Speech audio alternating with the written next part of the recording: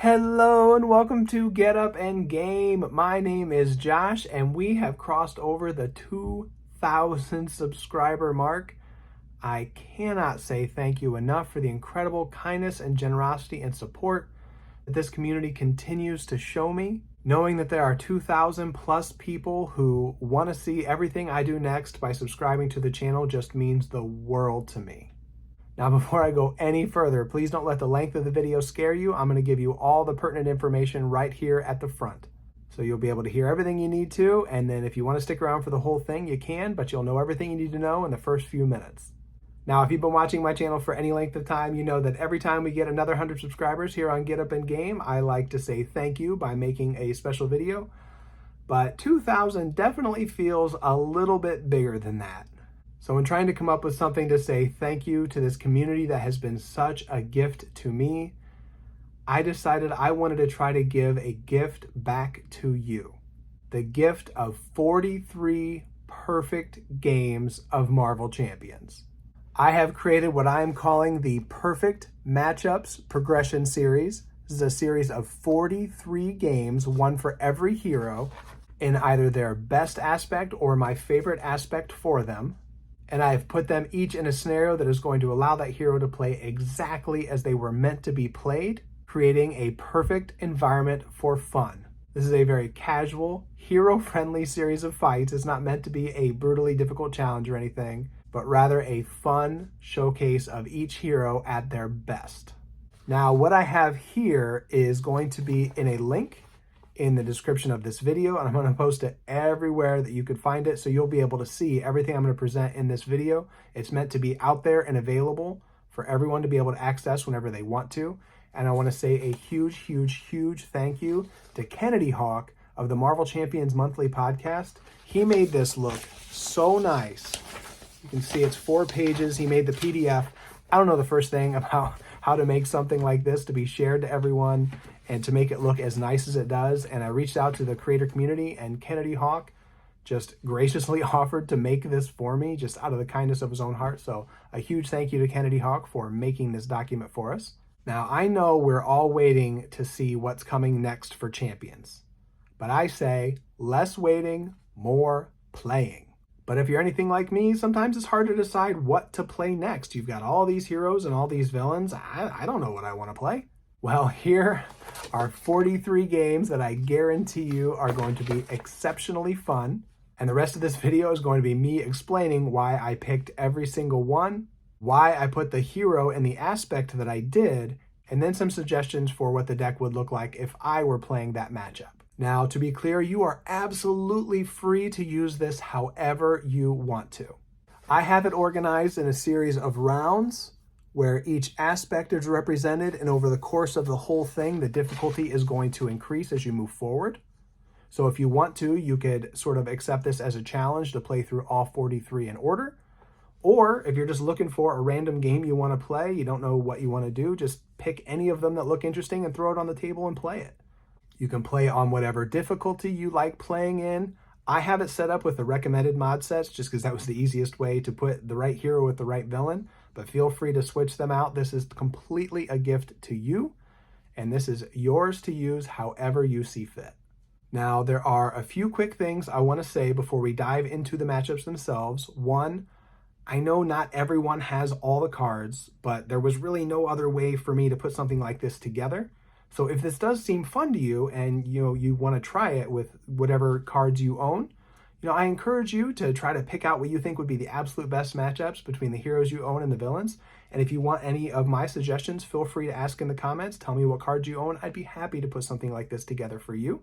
And two, I know not everyone plays solo, but I'm me, so this is, kind of the perspective I put it together in. But since every round features every aspect, you could easily just pick any of the 2 heroes, in their aspects, and then play against whatever the suggested matchups are. I'm sure it will still be a great time. So if you play two-handed or if you play with a group, this will still totally work for however you want to make it work. So that's everything you need to know. But if you want to stick around and hear me talk about 43 incredible games for the next 2 hours or so, feel free. But if you just want to dive right in, click on the link and get something on the table. I'm going to have everything time-stamped, so anytime you want to just jump back into the video and see what I've got to say about each matchup, feel free. If you think this is a really good idea, I ask if you would like the video, subscribe to the channel if you haven't, and if you think this is a really, really good idea, there are ways to support the channel financially in the description of the video as well, so feel free to look at those. All right, let's just dive into this. All right, so to start off the Perfect Matchups progression series, I think it only makes sense to start off with a matchup that pretty much everybody starts off with in this game.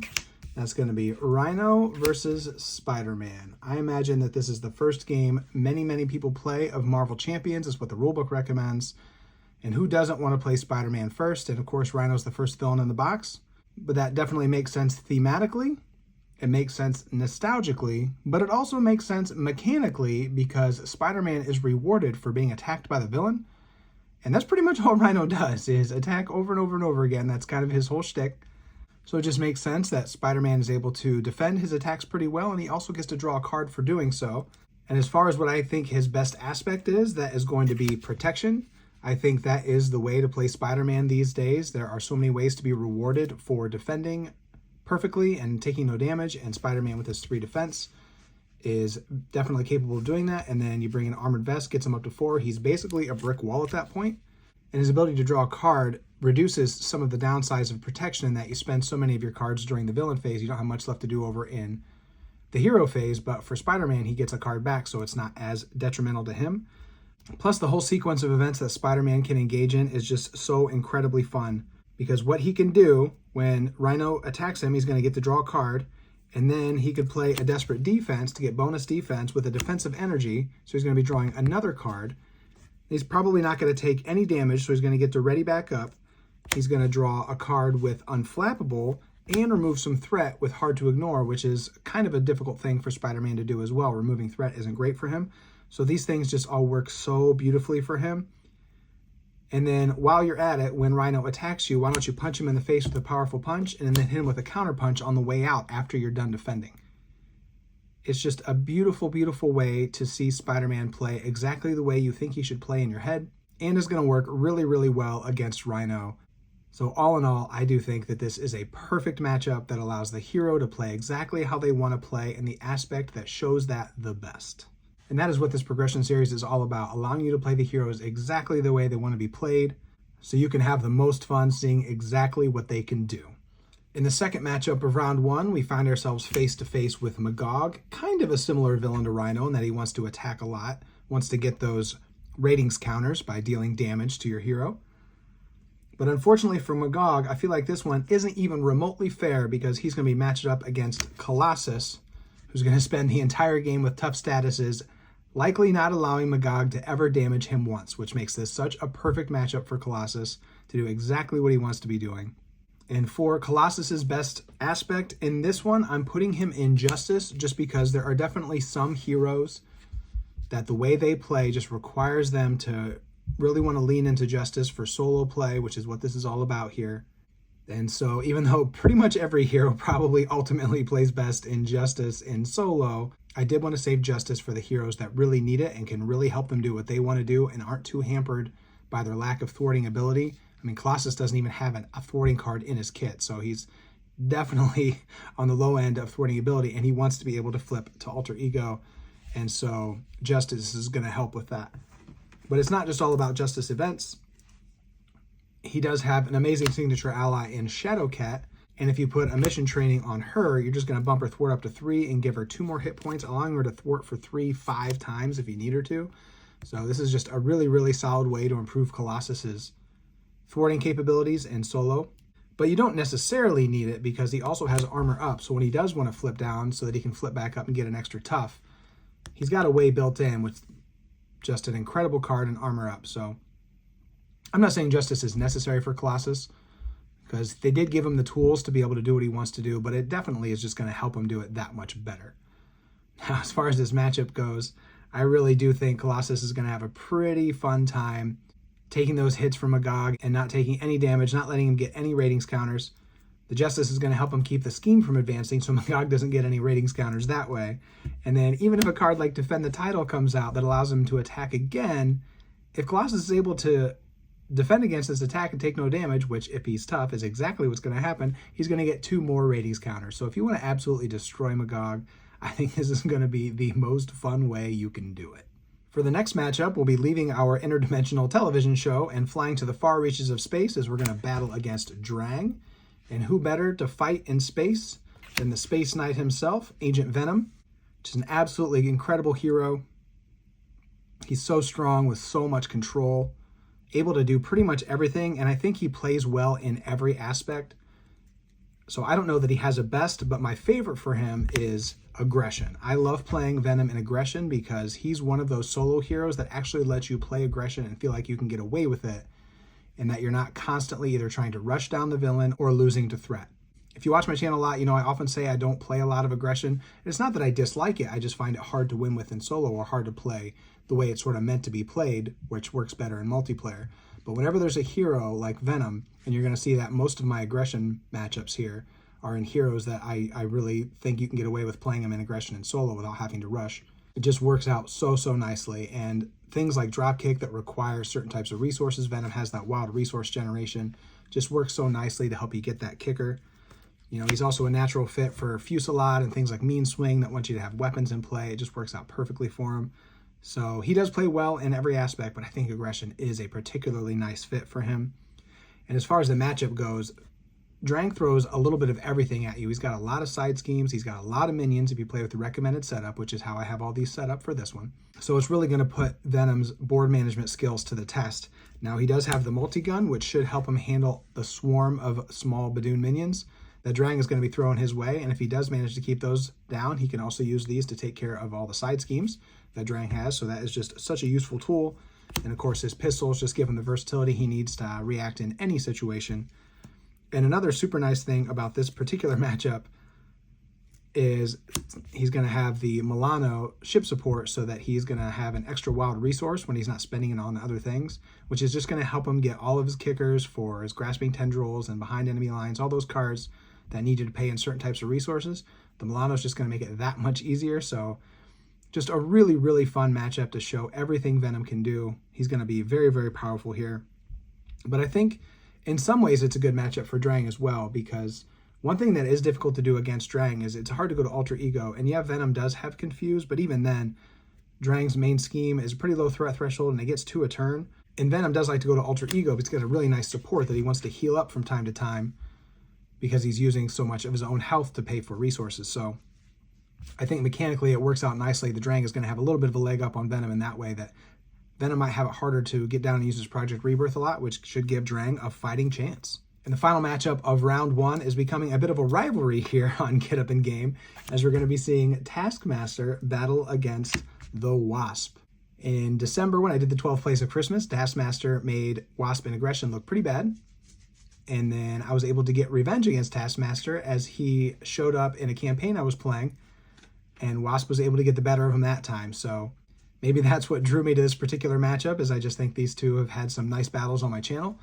But it is a good matchup for Taskmaster because Wasp is a flipping hero, and Taskmaster punishes you for flipping, so it makes it a lot more challenging for her to get back and forth from hero to Alter Ego, which is the way I like to play her, or if you're changing from giant to tiny and back and forth, either way, you're going to be taking damage from Taskmaster, which makes it a little bit more challenging.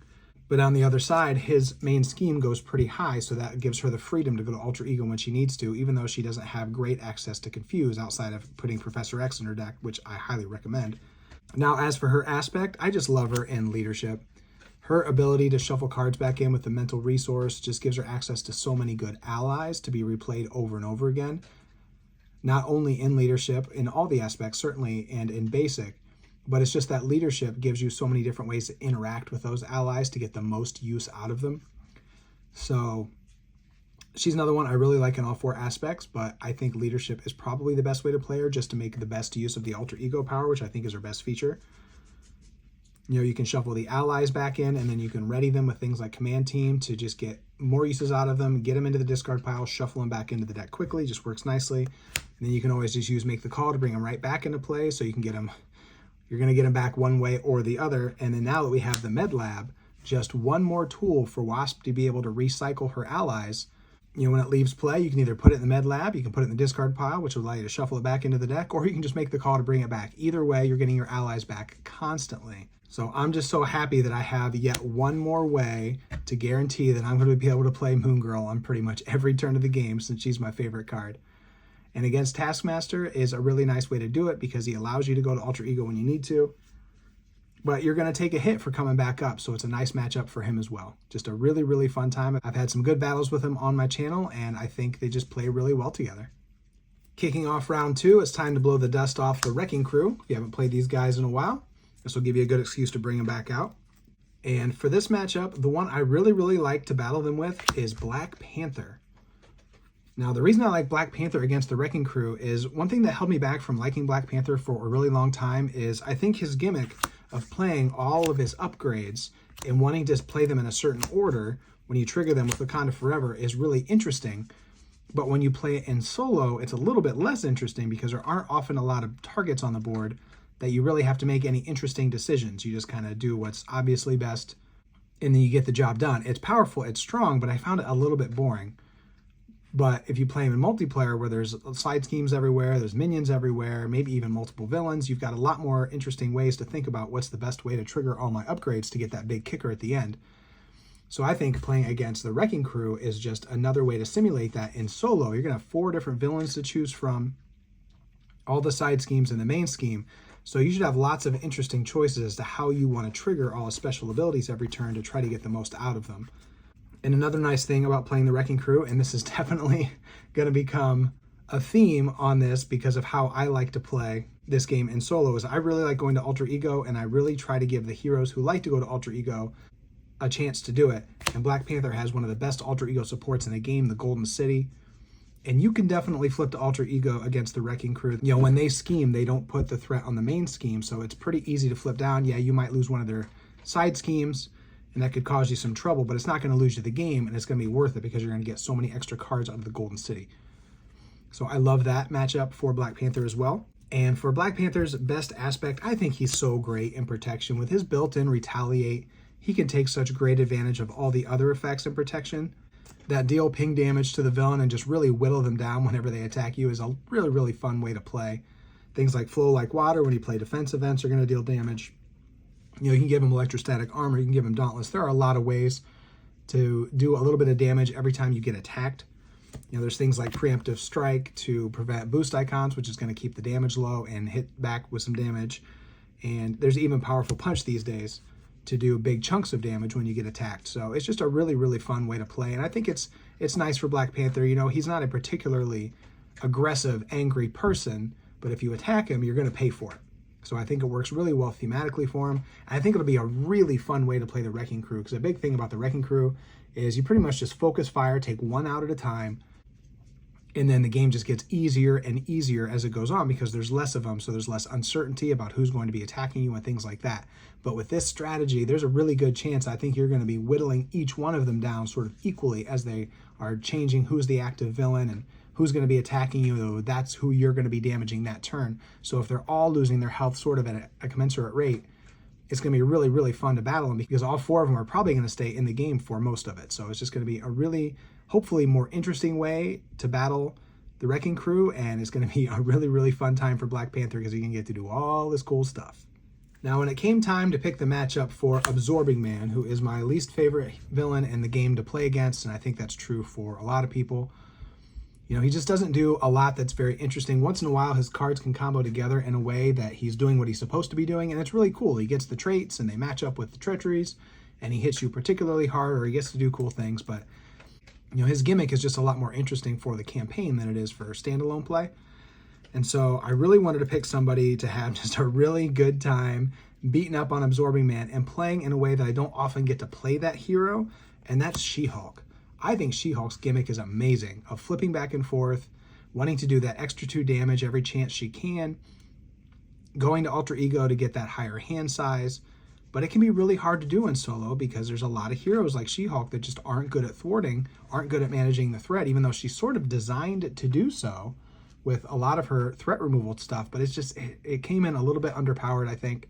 So when I play her in solo, I don't get to flip to Alter Ego as often as I would like to, but you can do that against Absorbing Man because his main scheme goes up to 12.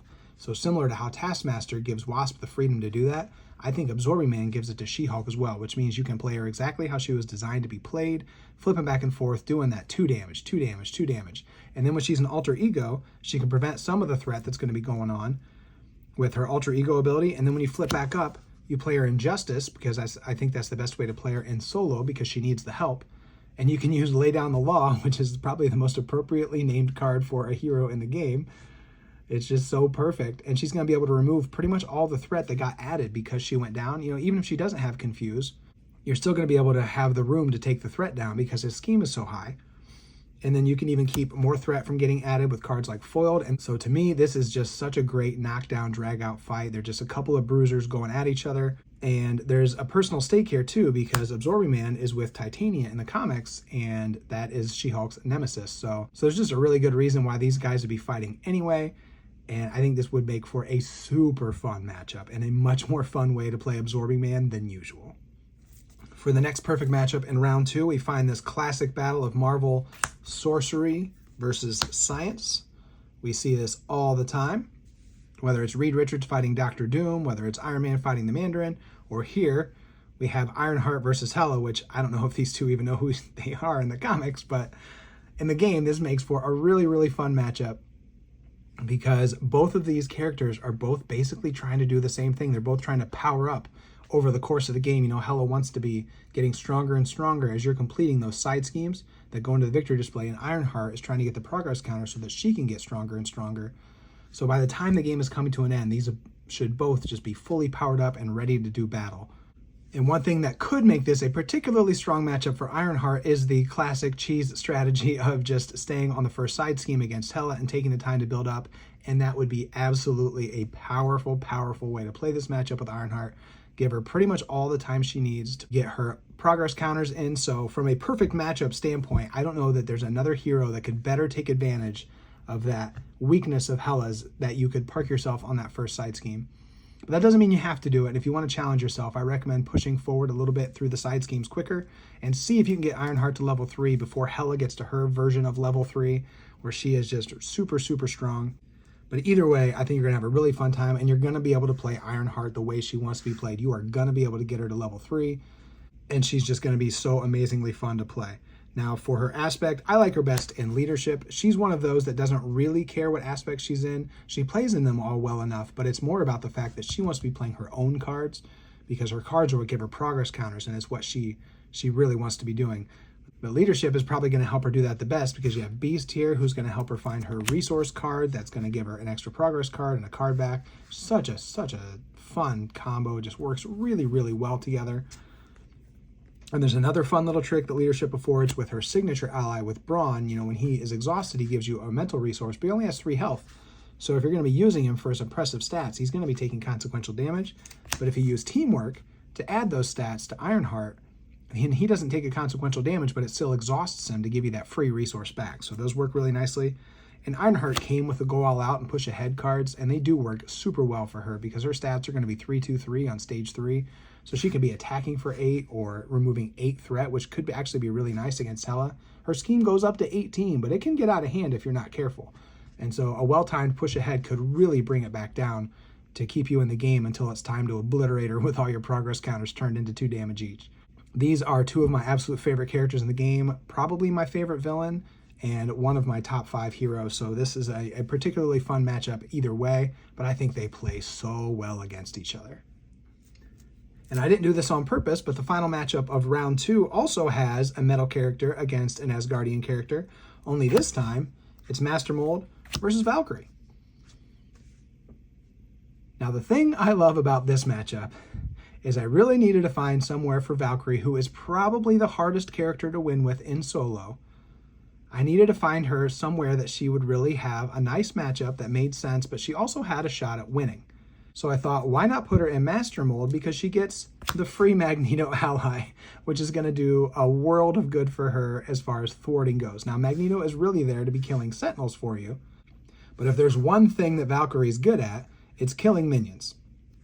So she really doesn't need Magneto's help for that, but simply the fact that he can thwart for 2, 4, or 5 times is going to really help her stay in the game while she's trying to get built up and do the thing that she's trying to do. And the other thing that makes this a really, really fun matchup for her is you can guarantee that you can have a minion if you want to, because every time Master Mold schemes, he's going to put a minion out. So anytime you want a minion to attach the Deathglow to get Valkyrie's cool benefits from it, you can just flip an Alter Ego, let him scheme, and you're going to get a Sentinel for free. And so you can guarantee to do the cool things you want to do. I also just really like the theme of Valkyrie trying to send these Sentinels to Valhalla. I'm not really sure what they're going to think when they get there. Now, as far as Valkyrie's aspect, she's probably one of those I should say is Justice is her best in solo, because she definitely needs the help, but I don't want to play her outside of anything from aggression, and that's just a personal thing. I just think that's where she wants to be. She wants to be killing minions, and that's what aggression wants to be doing, so it just makes sense to me to try to keep her in aggression, which is probably where some of the not nice things I've said about Valkyrie in the past come from. If I wasn't being stubborn about playing her in aggression and actually just let her be in Justice or Leadership, which would help shore up her weaknesses, she's probably a little bit better than I've given her credit for, but this is the only way I want to play her, darn it. And this is how I'm putting her in the progression series. But against this matchup particularly, you're going to get swarmed with Sentinels. There are going to be a lot of them. So if you don't do a good job of keeping them off the board, you have Bring It there to draw you some extra cards. It's going to help you get caught up. She makes great use of Mean Swing because she has a sword and a spear that she can exhaust to deal even more damage. There is a ton of toughness in this particular matchup, so you're probably going to want some piercing strikes because for whatever reason her spear doesn't come with piercing, so she's going to need help against that toughness. But even though her spear doesn't have piercing, Bug likes to bring along an energy spear that does have, so I think that that would be a great help as well. So if you're looking for a fun way to get Valkyrie on the table where she actually has a chance and she's getting to do what she wants to do, you know, Master Mold doesn't have a ton of health. So one of the things that I find Valkyrie kind of struggles with is she spends all her time killing minions, but she doesn't really get a lot more done. But the villain doesn't have that much help, so it's not going to be too hard for her that once she gets the board clear of minions, she can turn her attention to Master Mold, put the Deathglow on him. She's going to be smacking him for 4 or 5 with a combat training, and it's going to feel awesome. She's going to feel powerful, and you are going to shred these robots to bits. And I think that that is something that would make Valkyrie very, very happy. For a lot of these perfect matchups, I had a lot of fun trying to come up with really good thematic reasons why the two heroes would be battling each other. But sometimes the most fun can be found in thematic disconnects, as we see here a very powerful mystical wizard in Ebony Maw will be battling a dude with a string and a stick. That's right, we're going to be putting Hawkeye against Ebony Maw, wizardry versus archery, which you kind of get one of these matchups every time you think about what Hawkeye's doing out there, and that is definitely sort of the joke with his character. But I think this is definitely one of those that's pretty out there as far as how could you ever expect Hawkeye to stand up against a wizard as powerful as Ebony Maw, and yet in testing, I found this matchup to be incredibly fun, as it really comes down to a race between can Ebony Maw get his spells off fast enough to take Hawkeye's very low health down, or can Hawkeye keep him under control with his status effect arrows as well as whittle his health down in time to win that race. Now, I think with Hawkeye, we tend to think of him as best in leadership just because we want to get him some nice cheap blockers to stand behind to fire his arrows, and that certainly works. But I have found lately that I actually prefer playing him in protection. I think he is really, really fun to play this way. I particularly love this brand new card, Pin Down. It's so thematically appropriate for him as he's pinning down people with his arrows. And you can just put these on minions and you can largely ignore them until they might get caught in the collateral damage of an explosive arrow. But otherwise, you can just throw these on and he doesn't have to waste damage taking out minions. And like I said, this is really kind of a race here anyway. So a cheap card like Pin Down allows him to keep focusing his fire on the villain and not worry about wasting time on the minions. And then there are things in protection like Brother Voodoo that are going to help him find another arrow and then add a little bit of thwarting and a nice block for him. Though, of course, you can do that with Clue and Leadership. Leadership would have been another way to go here for sure. But I settled on protection. I just think it's a little bit more fun, because it's going to help keep him alive. Instead of doing a ton of chump blocking, you have effects like Subdue or Sidestep, things like that are going to help Hawkeye take a little bit less damage and just to stay in hero form and to stay alive long enough to win.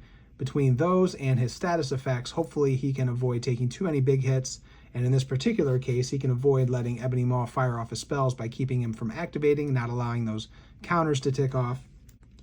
Now, you are going to want to give him some support in the ally department, and one I really, really like for him is Iceman, who is going to stun the minions when they come into play, very similar to how Hawkeye's Leadership ally version works, which I think is a fun little theme there. But it's also just a nice way to keep minions from swarming Hawkeye. He can keep focusing his efforts on the villain. Anything you can do to slow the minions down. And Victor Mancha is another nice way to just hold the minions back until Hawkeye can load up an explosive arrow to wipe them all out. It's just a really, really fun way to play Hawkeye, and I've really enjoyed it. You can also do fun things with Repurpose if you want to go that direction. So I think Hawkeye actually plays really, really well in protection. It might not be something you often think of, but it's the way I had fun beating up on Ebony Maw when I was testing this particular matchup. I didn't get to test all of them, but I definitely wanted to see how this one went, and it was really, really fun. Now, I didn't do this on purpose, but it works out that Tower Defense is the next setup right after Ebony Maw. And when I think of who better to stand between a host of alien invaders and Avengers Tower, of course, the first person you think of is Groot. Okay, not really. Groot has absolutely no reason to be there for this battle, but mechanically, this is a really, really nice matchup for him. You've probably definitely noticed a theme here. There are definitely some heroes that just struggle a little bit to play in solo, partially because of their thwarting, partially because of their need to go to Alter Ego to trigger their abilities, and often both. And Groot is definitely in that situation. Groot just desperately needs to be able to get to his Alter Ego occasionally so that he can get those growth counters quickly to trigger all of his powerful effects.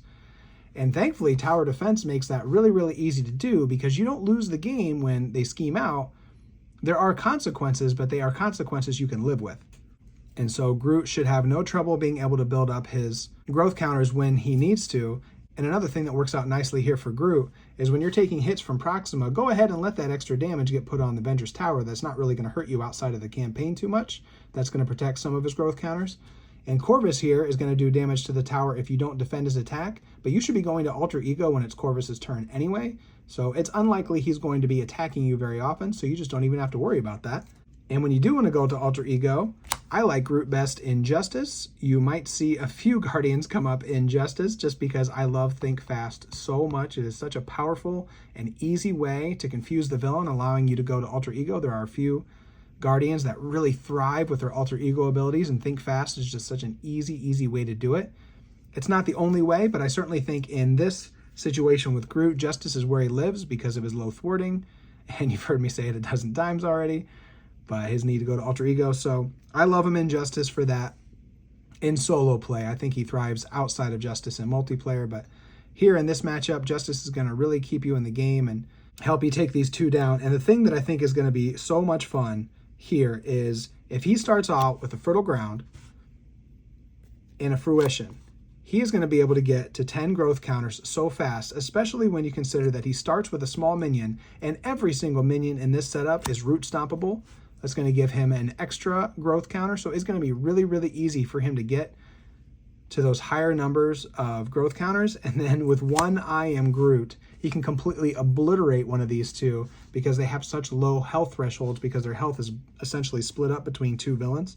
So pretty much every time Groot draws an I Am Groot, he is going to bring one of these to 0 health. And it's not going to take him too long to bring this alien threat to Avengers Tower to an end. And he can get back to doing whatever Groot does when he's not guarding the galaxy. Here we have another one of those matchups that's one of my favorite villains against one of my favorite heroes.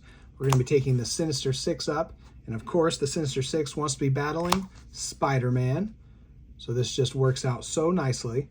I think the Sinister Six is such a fun and dynamic scenario where it's pretty different every time you play it. You don't know which one of them you're going to be seeing. They're jumping in and out of play. They're trying to ambush you. And they're just a really good time to fight against.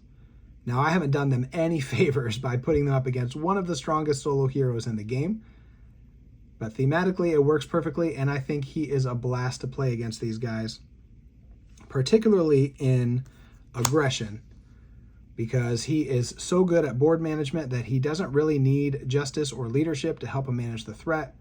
And he can keep himself alive so well with his Tufts and all the status effects that while he certainly plays very well in protection with all the Web Warrior support, and I love him in protection, for this matchup in particular, I wanted to go aggression. I don't know that he has a best aspect because he's just so powerful. So here I just leaned into the fun, and there is a little more fun in this game than just beating up on these glorified minions in the Sinister Six. And it gives aggression so much fun to play around with because you don't really need to worry too much about the threat because defeating these guys takes threat off of Light at the End for you. So that solves a big part of your thwarting problem. So all you really need to do is manage the main scheme, which isn't too hard, especially for Miles.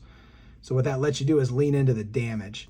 And what's going to be really fun here is if you do get a few of the different Sinister Six in play, if you're not quite able to keep them off the board, which is the best way to play the scenario, you definitely want to just keep knocking them out. Don't let them build up, because if they do, they will rip you to shreds. But if you can keep them down to one at a time, they're relatively easy. But what's fun to do is he's going to be able to spread around his status effects with his stuns and confuses to maybe some of the other Sinister Six that you're not currently attacking. So it'll be easy to get a stun and confuse on one of them and then just absolutely blow them up with an Arachnobatics. 8 damage for 1 resource. Sometimes can be hard to come by in a regular matchup, because if you stun or confuse the villain, chances are that status is going to get wiped away. But here, if there's multiple villains in play at a time, just stun or confuse the ones you're not fighting, and then when they're ready, you can just totally take them out with an Arachnobatics, get one right off the board, no problem. I also really love Dropkick. We saw it with Venom, and we see it here. Anytime I have a chance to play Dropkick, I'm going to take it, and Spider-Man has wild resource generation in his kit, which makes it pretty easy to get those all-punch resources kicker, and it's just another way to keep the Sinister Six under control. You don't want them to be attacking and damaging you, because that's how they trigger their special abilities. So stunning them is a great way to stop that from happening, and it just keeps Miles' impressive economy flowing with the extra card draw. Absolutely love playing him in aggression. He's one of those heroes I feel like you can really get away with it in solo, and it's a lot of fun and a thematically perfect matchup. You're going to have a great time swinging around, taking the Sinister Six out. And for the final perfect matchup of round 3, it's going to be a battle in the sky, as there are flying robots everywhere. So we need our aerial force and Spectrum to take them out. Spectrum is unique in the game in that she's the only hero that has aerial right on her card from the start of the game, giving her access to some really powerful effects in every aspect that every other hero has to work at least a little bit harder to get. And so one thing that's awesome about Spectrum, between her and her ally Blue Marvel, who also has aerial, you can play, I think, an oft-forgotten card in Leadership, Air Supremacy. For every aerial character you have, you can deal 3 damage to a different enemy on the board. And there are going to be a lot of Sentinels flying around. And so you can dominate in the air with your Air Supremacy, and any other aerial characters like Vivian you can bring, who is going to be really good in this matchup anyway for blanking annoying attachments. And so I think Spectrum, even though I've said in the past I don't necessarily prefer her in Leadership, I'm also not the leading authority on Spectrum. And it seems like the community tends to think she does play best in Leadership. You know, if you do get stuck in the wrong form, which can happen if you're not careful, her allies can really bail her out. And because she has such a unique interaction with Ariel in a way that other heroes just don't get to do, that is a really fun way to play her. Team building exercise is really going to help her as well. Getting more Avengers on the board or Ariel cards and characters just plays so well for her. And she can be incredibly powerful with her form changing, getting a stat up to 3. Should have very little trouble managing all the Sentinels are going to be flying around. And one thing that's interesting about this matchup is because you're playing Project Wide Awake, you're also going to be getting some of those free captive X-Men allies. And none of them have aerial, so they don't play particularly well with what I think is one of Spectrum's best decks. So the matchup might be a little strange in that sense, but I think one thing that's really fun that you can do to fix that problem is every time you get one of those X-Men allies, just attack with them as fast as you can, and then when they're ready to go, use a last stand to get a bunch of extra damage out of them, because you do not want to be chump blocking in this scenario, which I think is a fun way to play Leadership. You know, this is a tricky matchup for Leadership. Normally you would think you'd be chump blocking with all those allies, but you can't be doing that in this scenario. At least don't do it more than once or twice. And so here you're going to have to be a lot more creative with your Leadership cards, and I think Last Stand is a really good way to use an ally. Instead of using them for a block for that last activation, get an extra 3 damage out of them, and then get them off the board because they're taking up space for all your aerial allies that you want to get out for your Air Supremacy. And so Spectrum here is going to get to use her defense stat a lot more than maybe she normally does, because you want to be defending against those Sentinel attacks and not chump blocking. So this is going to be a nice challenging setup for a Leadership deck, I think, which is something I wanted to do. A lot of the Leadership decks in this series are going to be particularly strong, because Leadership always is. So I wanted to make sure I didn't make them all a cakewalk. And so I think that this will be a particularly interesting matchup that should really let you play Spectrum the way she wants to be played, but the Sentinel should still have plenty of a fighting chance. Kicking off round 4 is going to find Venom matching up against Iron Man. If you're going to fight against somebody who can take over your whole body with simply a drop of symbiote, you definitely want to send somebody in a suit of armor. And I think this is a matchup that's really going to play to Tony's strengths as well as poor Venom's weaknesses, because Venom is particularly vulnerable to effects in protection, which is the best way to play Iron Man these days, I think, because there are a lot of ways to deal damage to Venom that aren't attacks, which means he won't get his free boost cards. And Tony likes all the tech that you can find in protection anyway, with things like energy barriers and electrostatic armor are going to allow him to get his hand size built up quickly. Venom's main scheme goes up to 10, so you should be safe to stay in Ultra Ego for at least the first round, giving you a chance to build up your tech before you move into hero form and then start really bringing the fight to Venom. Another thing that's fun about this matchup with Venom's Bell Tower is you want to put a ton of counters on it if you can, and it is not hard for Tony to do 8 damage with a supersonic punch, getting 8 counters onto that Bell Tower, which is going to really allow all of your smaller type attacks like the powered gauntlets a chance to do 1 extra damage every single time you activate them, which is going to be a really fun and effective way to play against Venom. And it's also going to give Tony the time he needs to get everything set up so you can move into that awesome battle cruiser mode.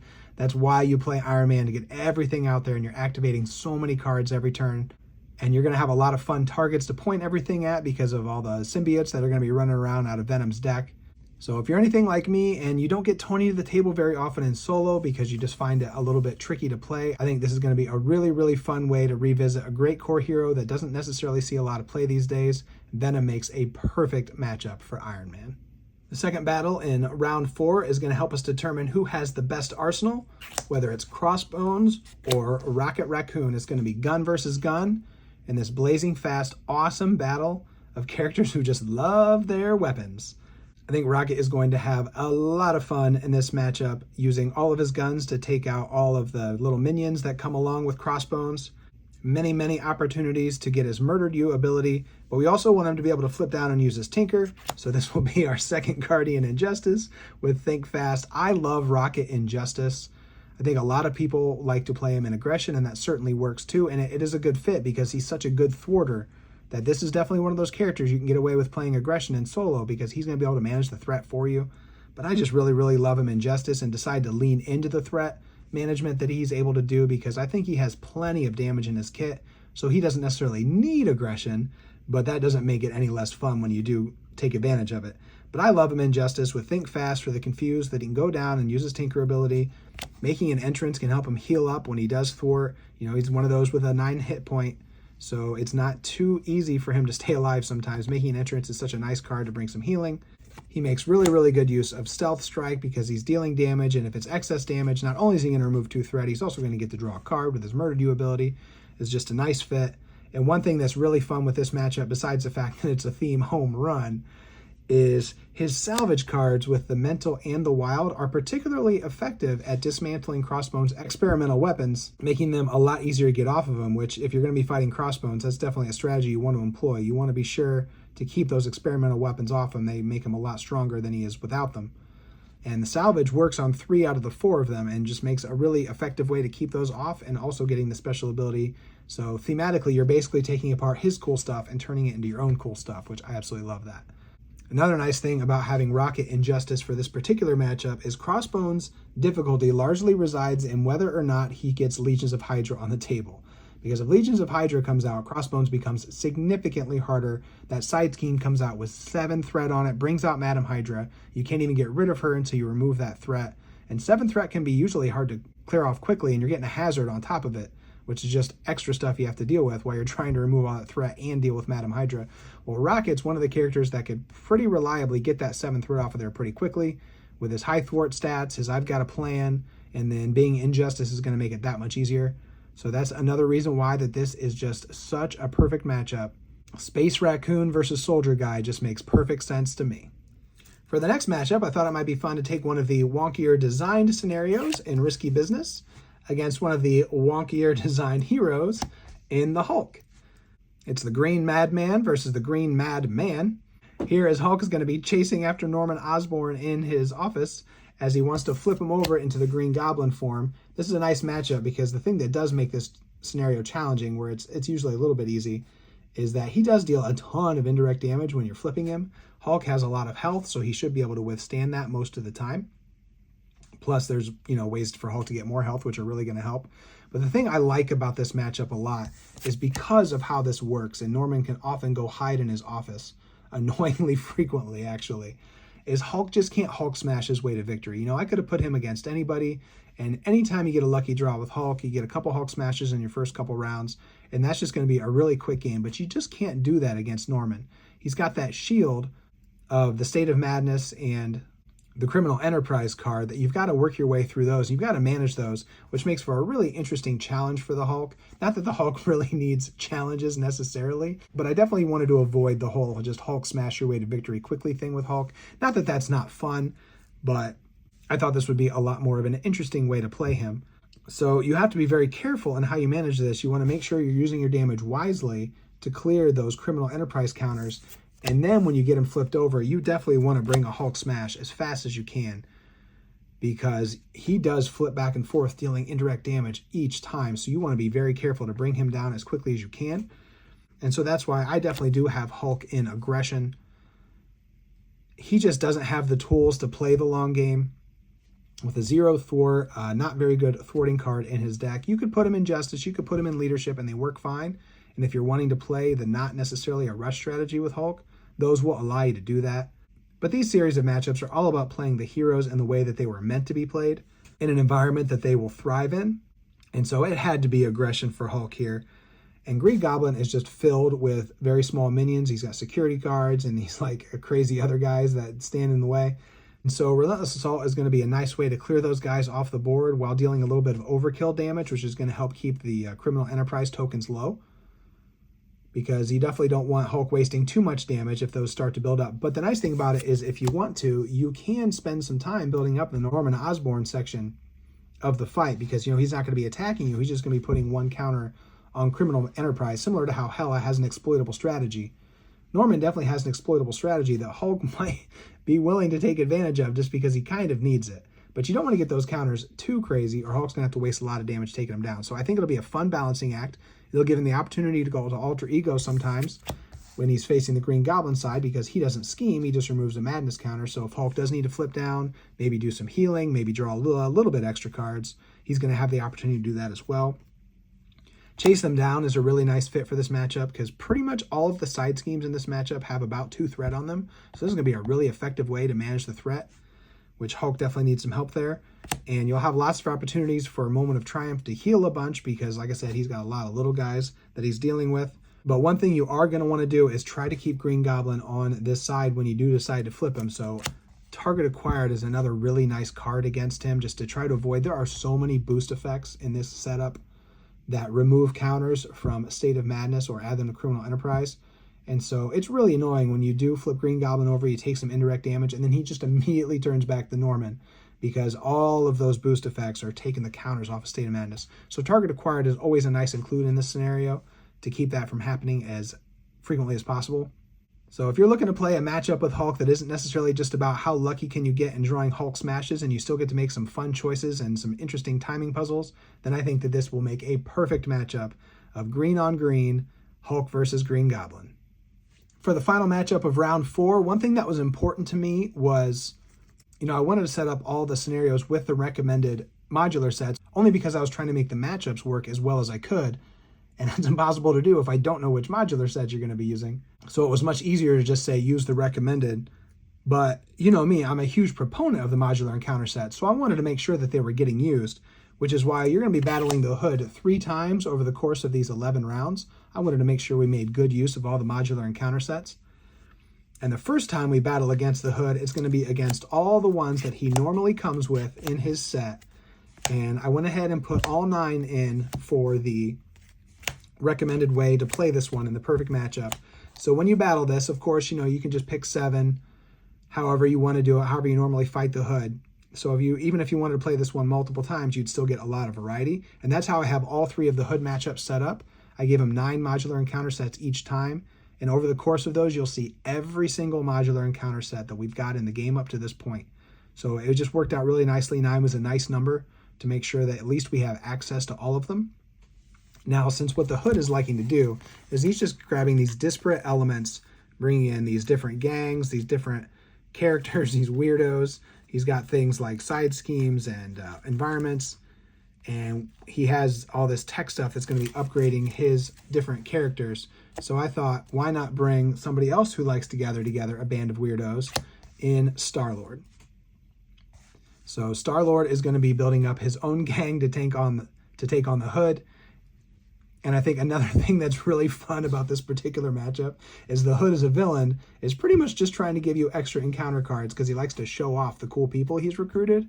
Well, Star-Lord is more than happy to help with that by taking extra encounter cards on his own, which might make this one a particularly difficult game. I didn't get a chance to test this one, but in my head, this works so beautifully. And Star-Lord might be taking extra encounter cards, but that gives him so much extra power, especially when he plays in leadership, which is how I have him here, because I think it's so fun to play with the Guardians of the Galaxy team-up card and to get some really good allies there, like Iron Man becomes a Guardian, and then you can play very, very cheap upgrades on him like Inspired that go on him for free, and then thanks to the Guardians of the Galaxy team-up card, you get to draw a card right back. So yeah, Iron Man's expensive, but Star-Lord can play him pretty cheaply, and then you just start putting free upgrades on characters like Iron Man. Beast is another really fun character to play with Star-Lord because he can come in for a much reduced cost and go get you a double resource. So he comes in for practically for free, not counting the cost of the encounter card. And that gives you access to Danger Room Training, which is just another upgrade that you can put on, which is going to let you draw a card and get a lot of work out of Beast. And of course, any other allies you choose to include, you can put laser blasters on everybody. It's a super fun deck. If you've never played Star-Lord with the Guardians of the Galaxy team-up, I cannot recommend it enough. It is really, really fun, and it's going to be a thematically appropriate battle as you're both just building up a big team to battle against each other. You're both upgrading everyone, and I think you'll definitely have to be careful not to take too many extra encounter cards since the Hood's probably going to be giving you some anyway. But thematically, this is one of my favorite ones that I was able to come up with. I think this is going to be an absolute blast. We're going to be kicking off round 5 with what is literally my favorite matchup in the entire game.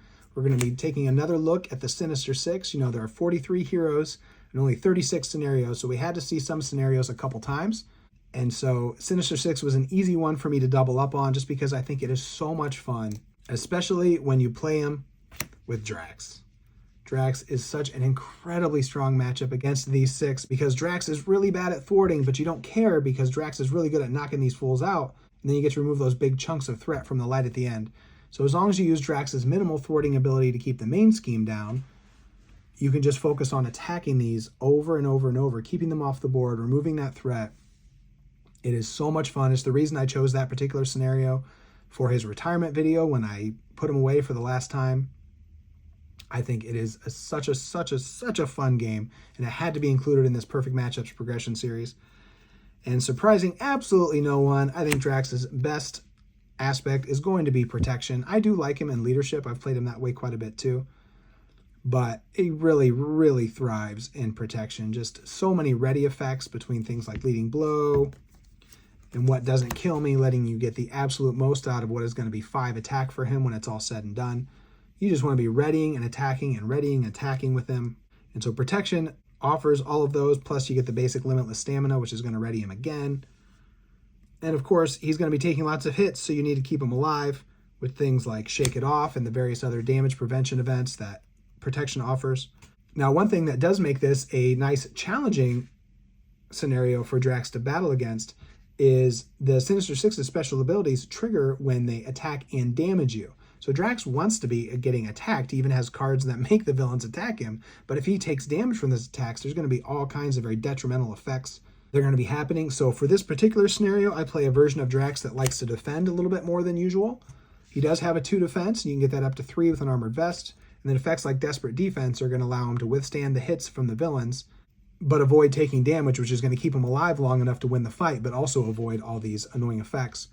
And the nice thing about Drax, similar to what I said about Spider-Man, is once he gets all his counters, he's going to be drawing cards back when he gets attacked, so these don't deplete his hand as much as they do for some other characters. And then, of course, with his Dweethite Mastery, he's going to be drawing cards every time he attacks. He also makes great use of Counterpunch if he does defend, because he's probably going to attack a 5. So 5 damage for 0, along with his 0-cost Payback in his deck. He can actually do just as much damage by defending, or when he gets attacked, than he does when he actually does the attacking himself. So there's a surprisingly large variety of ways you can play Drax in protection, and defending with him is a good one that works perfectly fine. And you are going to love beating up on the Sinister Six with Drax, knocking him down one after another, and you're just going to be shredding the threat off of light at the end. A perfect matchup. Sometimes a perfect matchup means giving the villain exactly what they want, which is why I'm letting Sandman go up against the Scarlet Witch. Sandman just wants to run those cards out of his deck as fast as he can, and Wanda is more than willing to help with her cards like Hex Bolt that are going to take 3 more cards off the top of the deck, and it's going to be a hilarious race to see who can come out on top on this one, since they're both basically trying to accomplish the same thing. But unlike most scenarios, this one comes with pretty severe detrimental effects, because every time he empties his deck and puts an acceleration token on there, that's going to be 3 more damage that's going to be going on Wanda.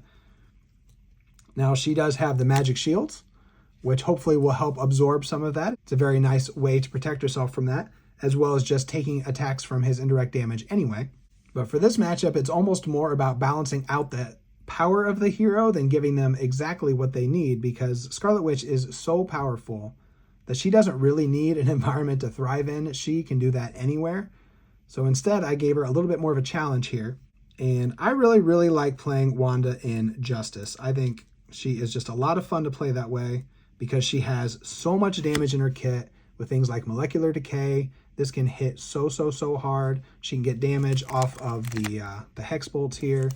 So she has very little trouble coming up with a lot of damage. So I like using Justice with her just to keep the board managed while she is doing all her random effects. Plus, speaking of that, since you're never quite sure what you're going to get with her, Justice is sort of that reliable rock that's going to keep things under control if Wanda isn't quite playing the way that you want her to, which I think is a lot of fun. And for this particular matchup, Justice works nicely because they actually have some fairly high attack allies who work very well for managing the counters on the city streets. It's always nice when you're playing against Sandman to have some allies with high attack that you can take the sand counters off of here.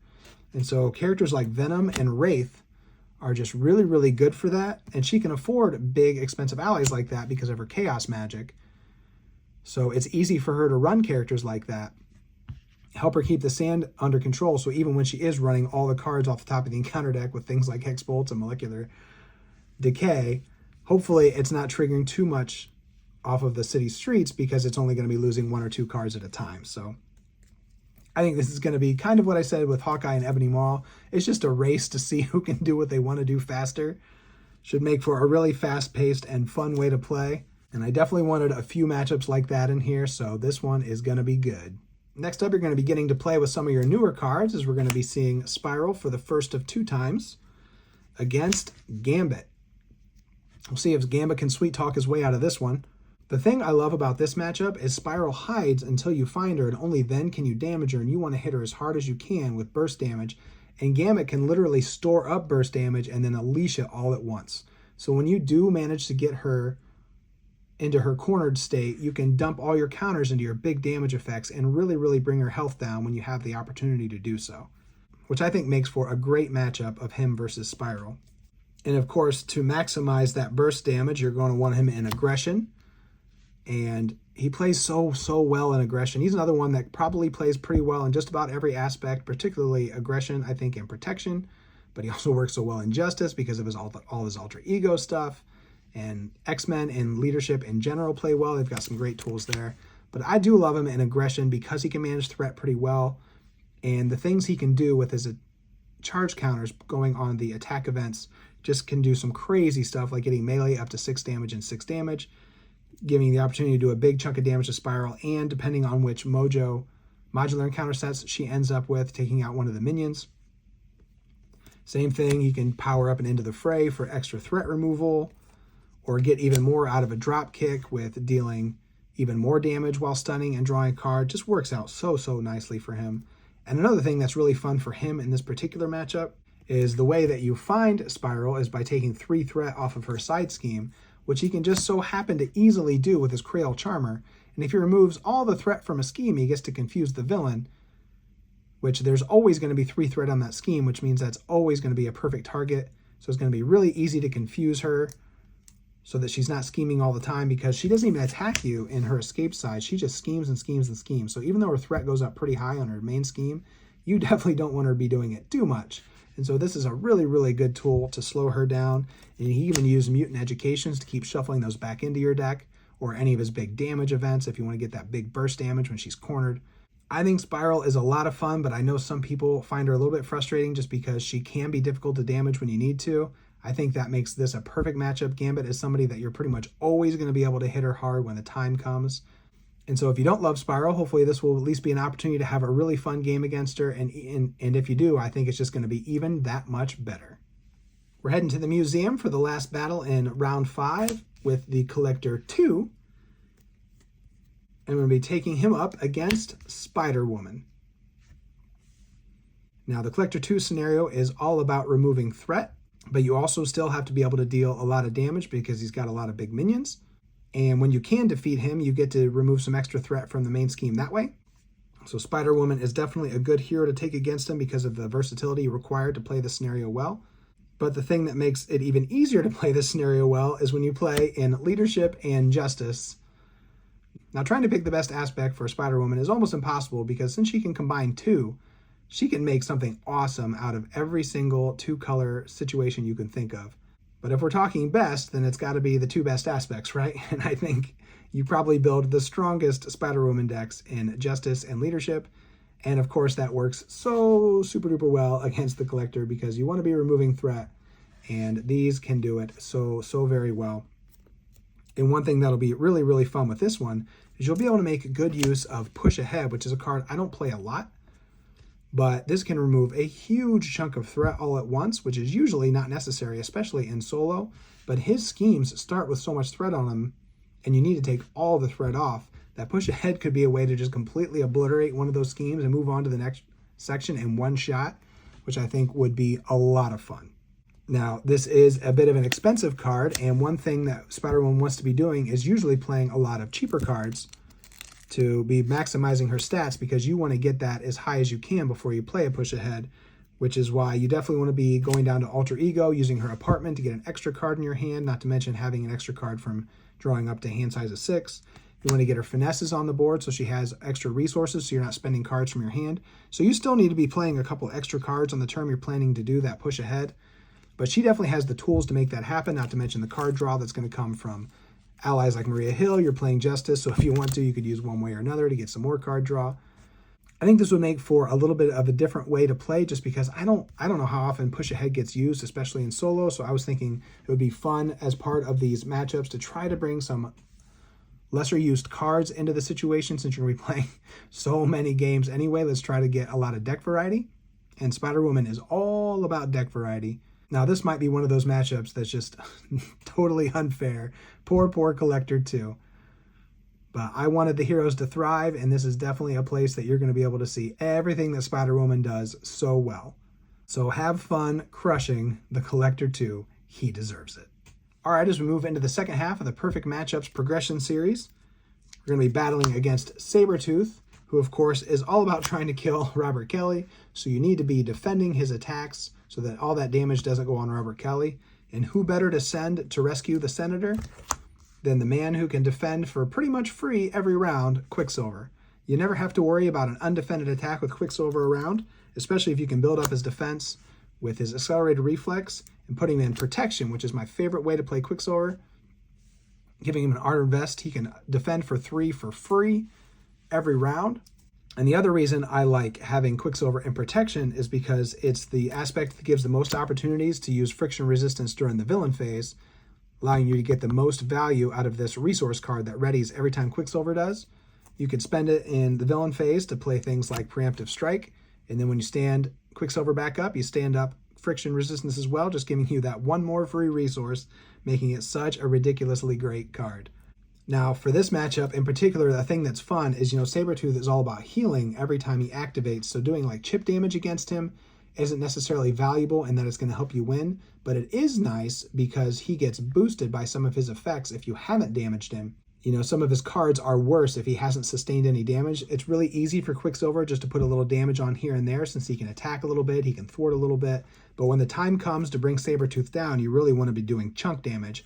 And Quicksilver can have huge turns with his maximum velocity, allowing him to do big hits multiple times in one turn, which isn't going to give Sabretooth time to heal in between, especially if you're building up things like energy barriers and other tech, so that you can use Repurpose for even more readies and even bigger damage. I find Sabretooth one of the less fun battles in the whole game, personally, but I find Quicksilver one of the most fun heroes to play, and this is a way to really counteract what Sabretooth is doing and give him everything he deserves. Just absolutely shred him with super speed. Next up, we'll be visiting Taskmaster a second time, partially because I think he is a particularly fun villain to play against, and partially because it's a theme home run for Black Widow. He is already her nemesis anyway, so clearly they've got a little bit of beef with each other. So it makes perfect sense to put these two up against each other. But this is another time, similar to what I said with Wasp, that it just really works for Taskmaster, because he wants heroes to be flipping, and she definitely wants to be flipping back and forth. And so she's going to have some advantages here against Taskmaster, and I wanted him to have a fighting chance.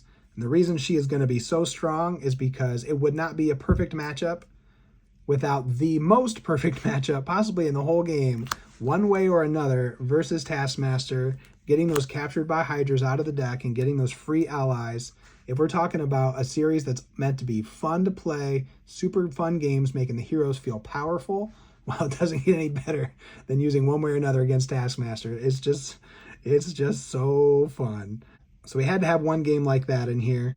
Now, an interesting thing about Natasha for this matchup is she has her Covert Ops card that only removes 4 threat from a scheme, and you need to get 5 off of this capture by Hydra. So we need to find one more consistent way to remove a threat from those to get those free allies. So I say, why not call her friends from S.H.I.E.L.D.? Monica Chang, bringing along a surveillance team, you're going to have access to that one extra threat removal every time you want to take a capture by Hydra out.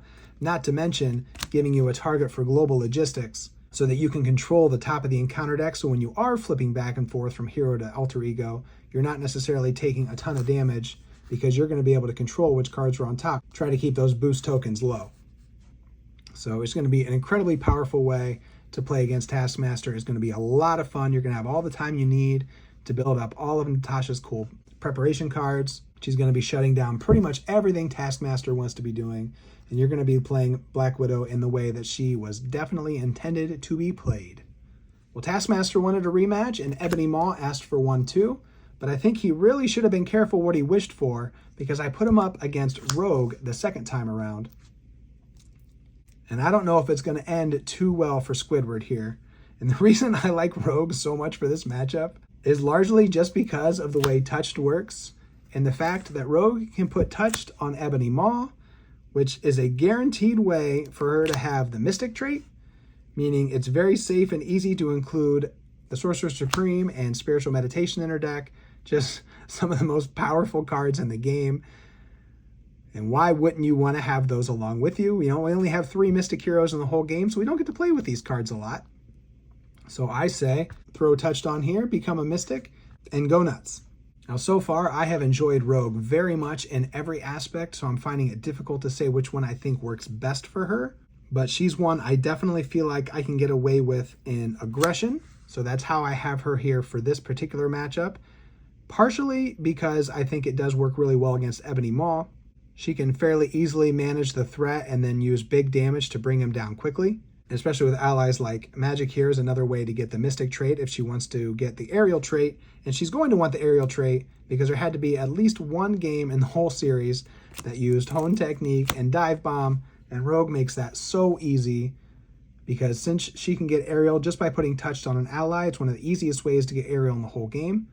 So if you're going to play Hone Technique and Dive Bomb with someone, Rogue makes a great person to do it.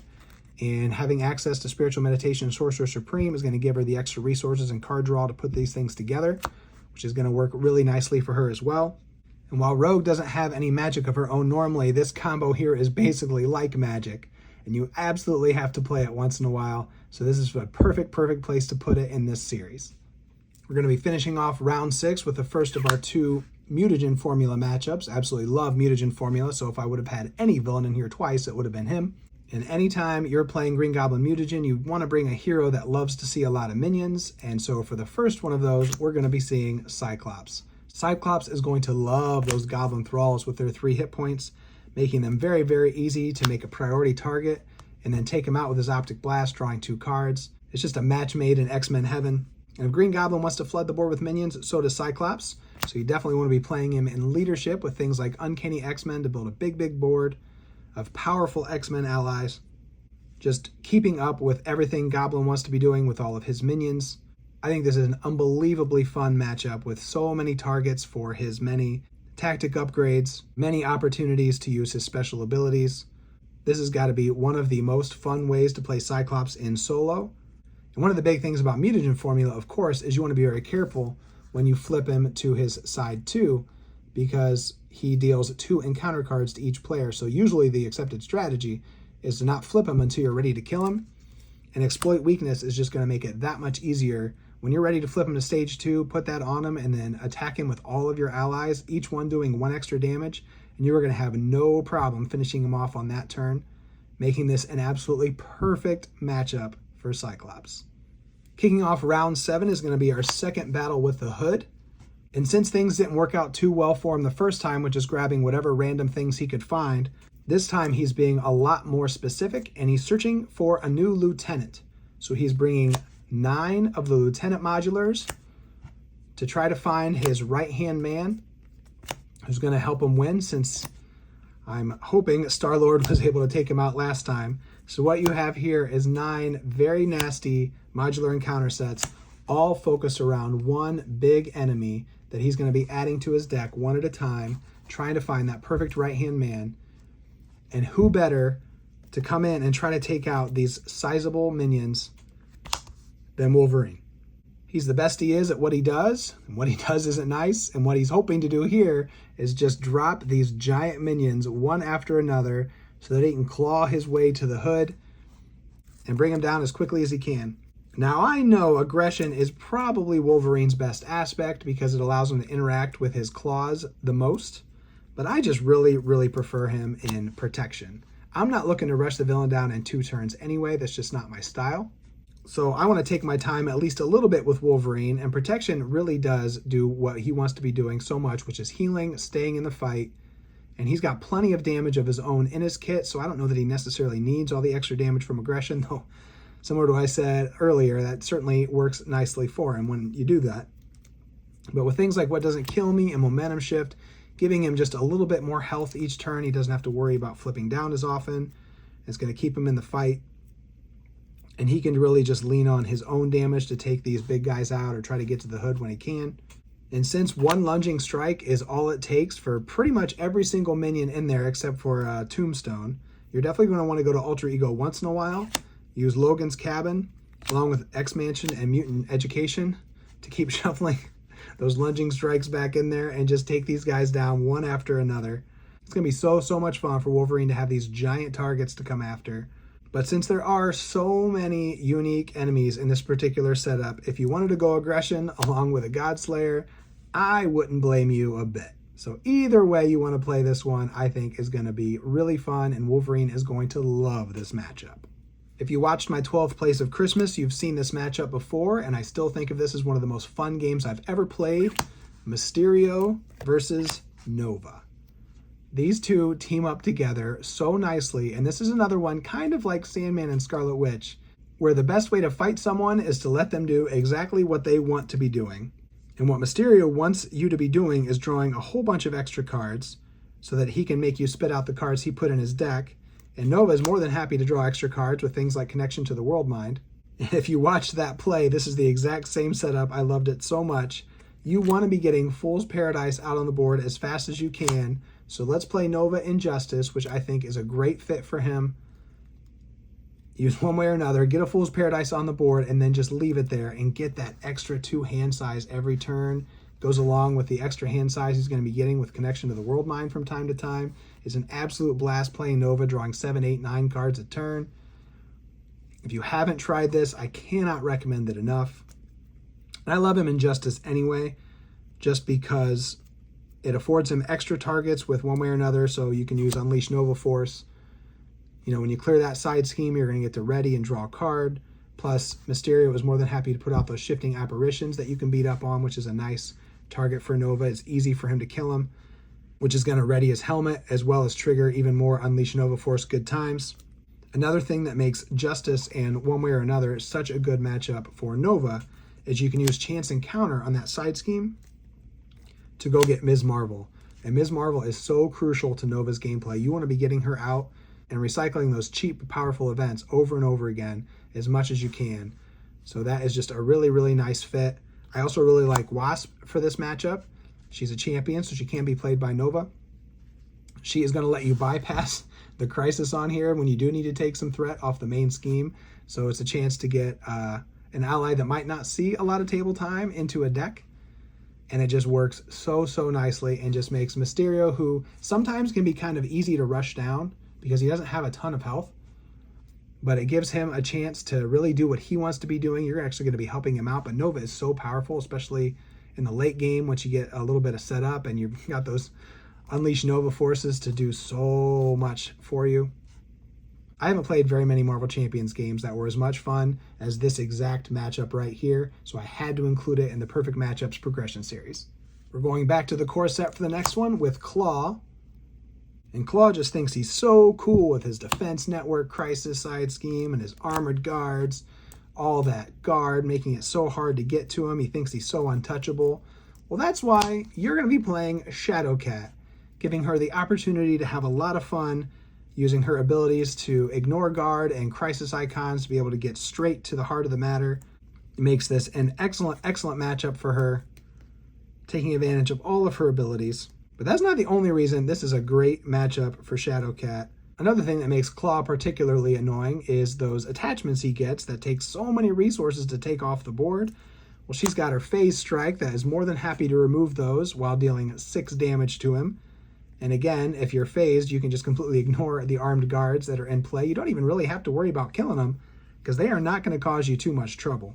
Now, I do have her in Aggression for this setup. She plays really, really well in pretty much all the aspects. Like I said, X-Men always play well in Leadership, even if they don't have any particular synergies just because of the way that Leadership cards work. But she has great synergies with Aggression and Protection, and of course, Justice just works well with everybody. But I do really like her in Aggression because of Surprise Attack is so easy to trigger. She can pay for it with her solid formula. She's got that free resource for attack events, making it really easy to line those up.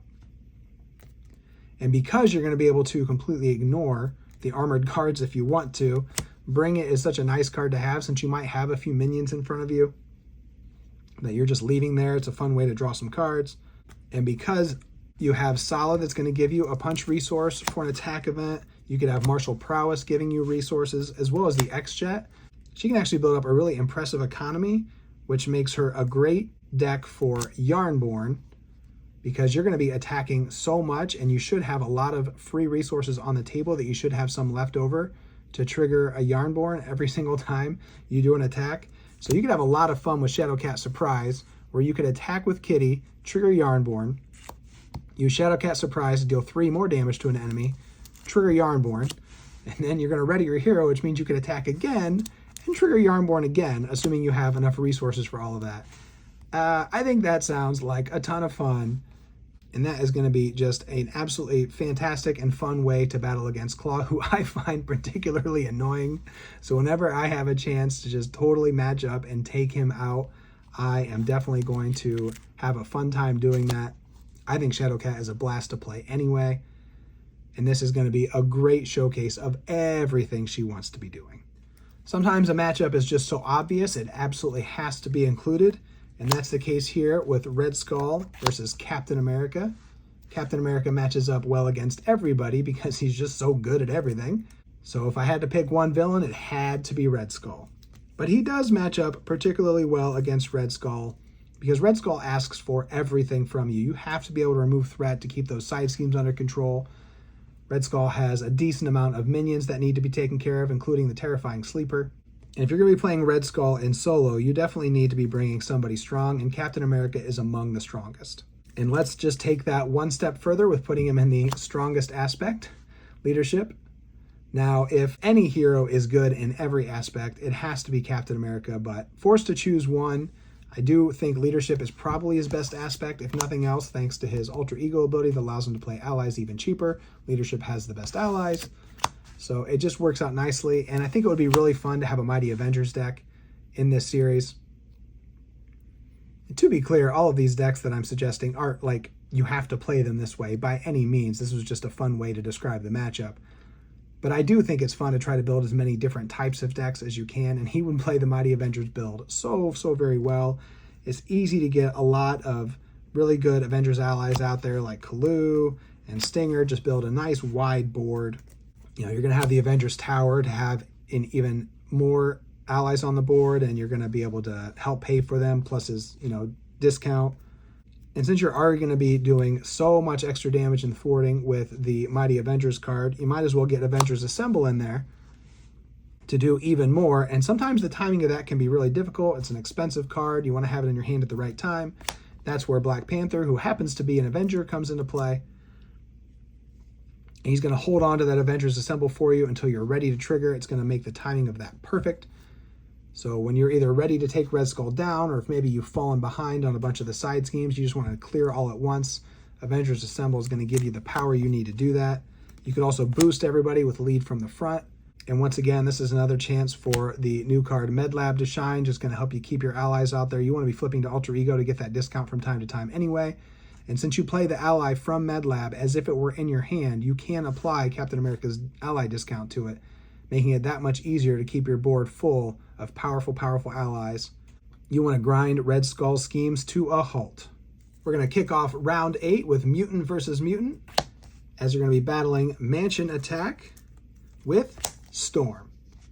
Besides the fact that thematically it makes a ton of sense that Storm would be defending the Mansion, I love this matchup mechanically because of the way Mansion Attack works, where you get all the different main schemes and you don't know what you're going to get, that all have some sort of constant effect, like everybody gets Retaliate or Toughness or +1 attack.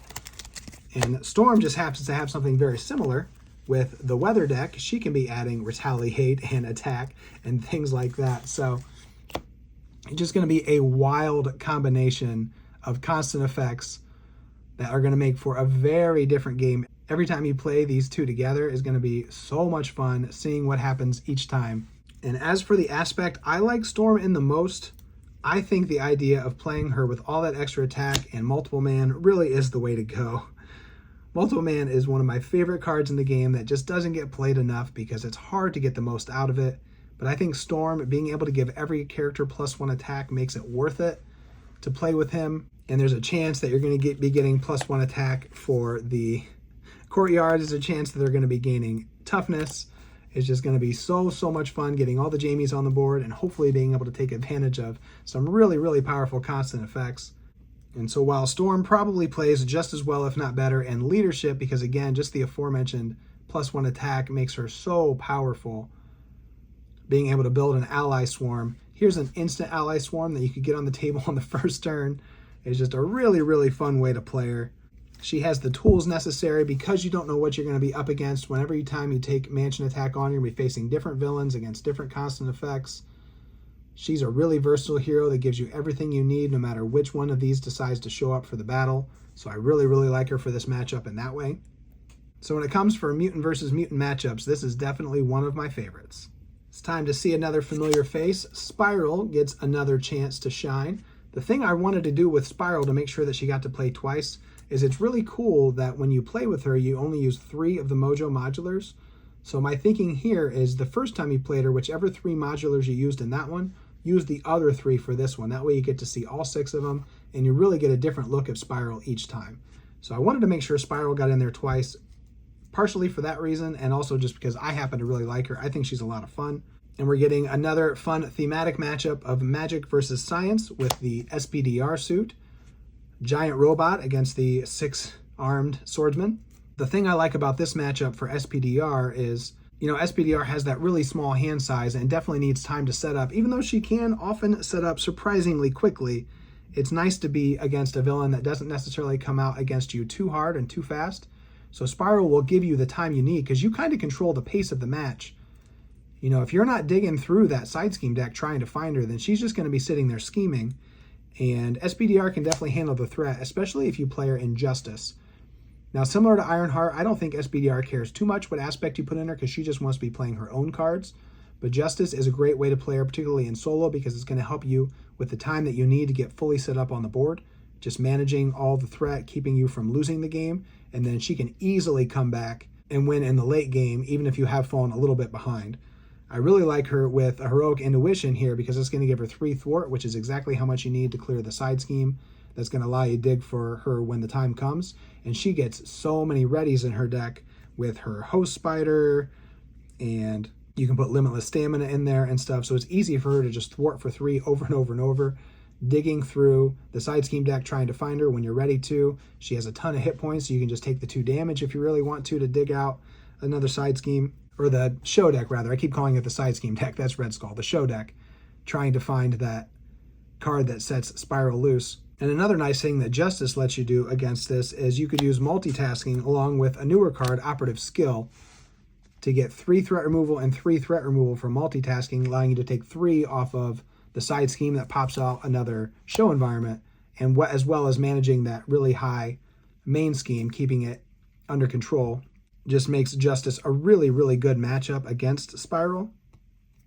And because her main scheme goes so high, you could definitely have an opportunity to go to Alter Ego to take advantage of Penny Parker's Draw 2 Cards ability, get more out of Aunt May and Uncle Ben, which is just going to help you get set up even more powerfully. And then when the time comes and you need to do that burst damage to bring her down when she's been cornered, you've got things like All Systems Go to just really hit her hard, ready all your stuff, and hit her again. So I think this matchup against Spiral is going to be way different than the Gambit one, but is going to be no less fun. Next, we come to what is likely a lot of people's least favorite villain in the whole game. I'm pretty sure it's mine. We get the Collector 1, who very annoyingly steals all of your stuff and causes you to lose the game with you being able to do very little about it. So the best way to play against him is with somebody who doesn't really need a lot of stuff in play to be effective, and that's going to be Gamora. I think she is the perfect matchup to bring Collector down. She doesn't need much in play to be effective with her free threat removal and free damage that she's probably going to be doing every single turn. She can get so much work done with just the events in her hand, which is exactly how you want to be playing against the Collector. I do like her very much as a Justice main because you can include a few threat removal cards if you want to with the 6 extra off-aspect cards she can use. So with things like for Justice, but what you really want to be doing is big damage to the Collector. So I really like toe-to-toe for this matchup.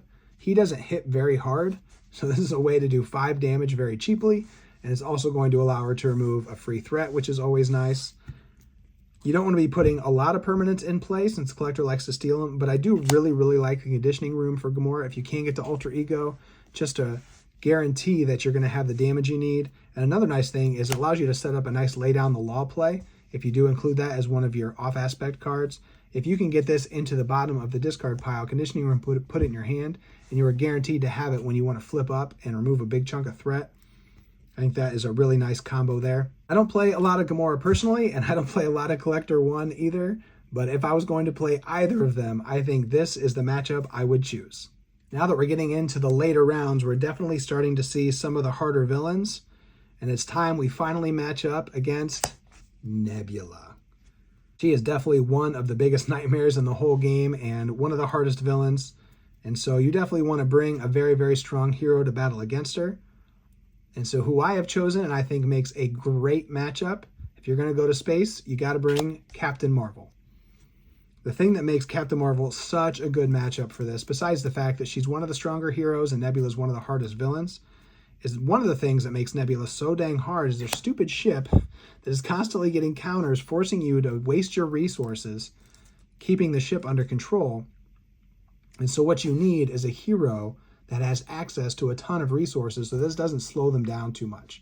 And Captain Marvel is definitely one of the most resource-rich heroes in the game, so hopefully paying the Nebula ship tax every round won't be too much trouble for her.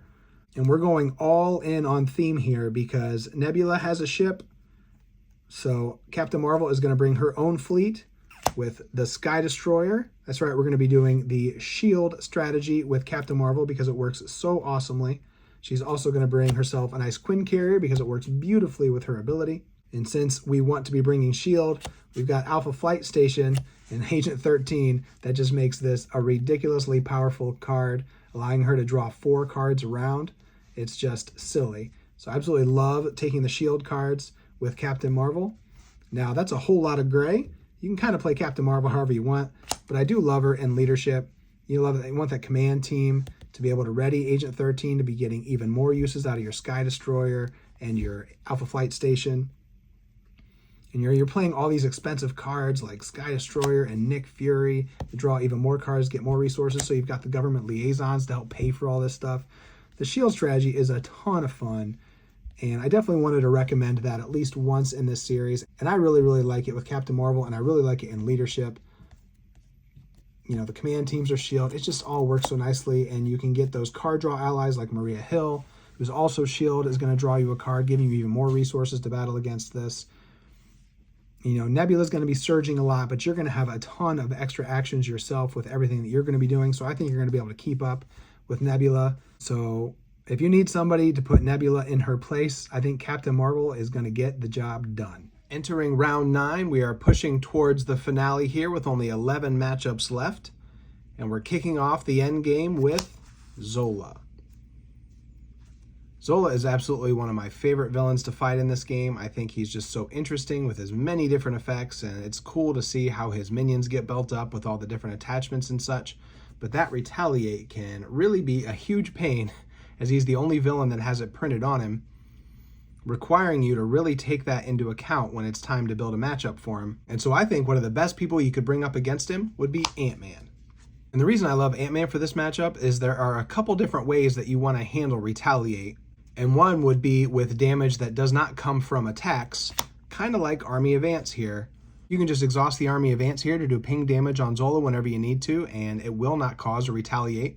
Another way to handle Retaliate is simply giant chunk damage, and Ant-Man has a base of 3 when he's in his giant form. And then if you've got giant strength out, that's going to be attacking for 4 or 5 if he gets both giant strengths out. So if you're going to be taking Retaliate damage, you at least want it to be worth it, so you want to be hitting with really big attacks. So between those 2 methods of dealing damage to Zola, I think he makes for an excellent matchup here. Another thing I really like about Ant-Man in general is his very tanky nature with his ability to get passive healing from his helmet, as well as pin particles when he is in giant form. And that's going to help you recuperate some of the health that you're inevitably going to lose from that Retaliate, as well as, you know, all the minions that Zola has that are going to be a real nuisance. With Ant-Man's ability to just continue to heal repeatedly, there's a good chance he can largely ignore the ones that don't have guard at least, and just focus all his damage towards Zola. And that's why for this matchup, and Ant-Man in general, I really like him in protection. I kind of play him like I do Drax, in that I'm all about getting that really, really big attack, and then just readying over and over with Vex like What Doesn't Kill Me and Leading Blow. Just trying to punch really, really, really hard. The nice thing about Ant-Man is he does have that healing, so it's not as risky of a strategy to just focus on going all in on damage and just trying to bring the villain down. Ant-Man is really versatile in that he can handle all the threats that Zola is throwing at him. With his passive threat removal and Tiny, should be enough to keep the main scheme under control while he just bludgeons Zola repeatedly with his giant fists. Moving down the timeline of matchups, we come up against Kang the Conqueror. I really like Kang as a villain in this game. He kind of plays Marvel Champions how I like to play Marvel Champions, in that he has kind of a control style, and that he comes at you with so many different types of effects, but especially those obligations that are really designed to just slow you down, to mess with you. And that's kind of how I like to play the game, especially with Nebula. Nebula plays a very similar style of control. She has all the different techniques that give her so many different special abilities in different ways to approach the game, you know, sort of depending on which ones you draw. But she can definitely do a little bit of everything, and I love that matchup for her with Kang, in that she should be able to counteract everything Kang's trying to do, because she is also just trying to do a little bit of everything. And another reason I like this so much as a matchup is Kang is a longer battle. You know, you have to fight your way through all 3 versions of him, and that gives Nebula so much time to get built up. You know, she's always temporarily building up with her upgrades that come and go, or the techniques, but you know, if you can get a few resource generators on the board and a few reliable allies, she can just sit back and keep playing those techniques every turn, and the longer the game goes on, she's just going to continue to gain an advantage because she's going to be able to get more and more of them out. And the way I really like to play Nebula, she's a Guardian that has a great alter ego ability, so you've guessed it, this is our third instance of Think Fast. I just love this combo. And 3 times out of 43 matchups, hopefully isn't too many times to do it.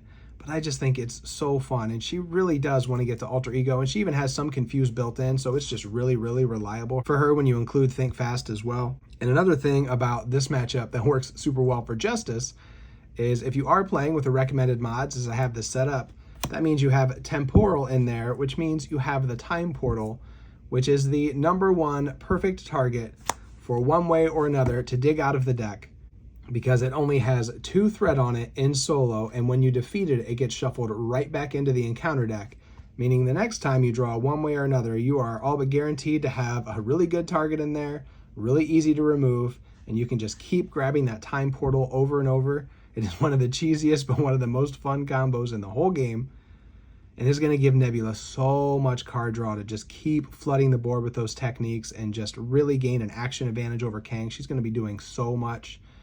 And it's going to be a blast because it's going to be different stuff every single time. For me, Nebula is one of the most fun factor heroes in the whole game. And I love that you're going to be in a long game with Kang, so you're going to get to have that fun factor for an extended period of time before you finally go in for the win. Mutagen Formula Round 2 is our next matchup. And exactly what I said the first time with Cyclops, you always want to bring a minion-loving hero to a fight with Green Goblin. And it's finally time for Thor to make his appearance in a scenario that will truly, truly let him show his power. He just thrives so much on all the little minions that Green Goblin is going to keep spitting out over and over and over. And he's going to be happy to bring out even more with his Defender of the Nine Realms, which is going to let him draw 2 extra cards on top of the 2 he probably drew in the villain phase, because between the boost effects and the encounter cards, Green Goblin is all but guaranteed to give you a minion. And if he needs more, we're going to be playing an aggression with Looking for Trouble. Similar to what I said about Valkyrie, I just really, really want to play Thor in aggression, but I do think he thrives there because he really does want to be drawing those cards.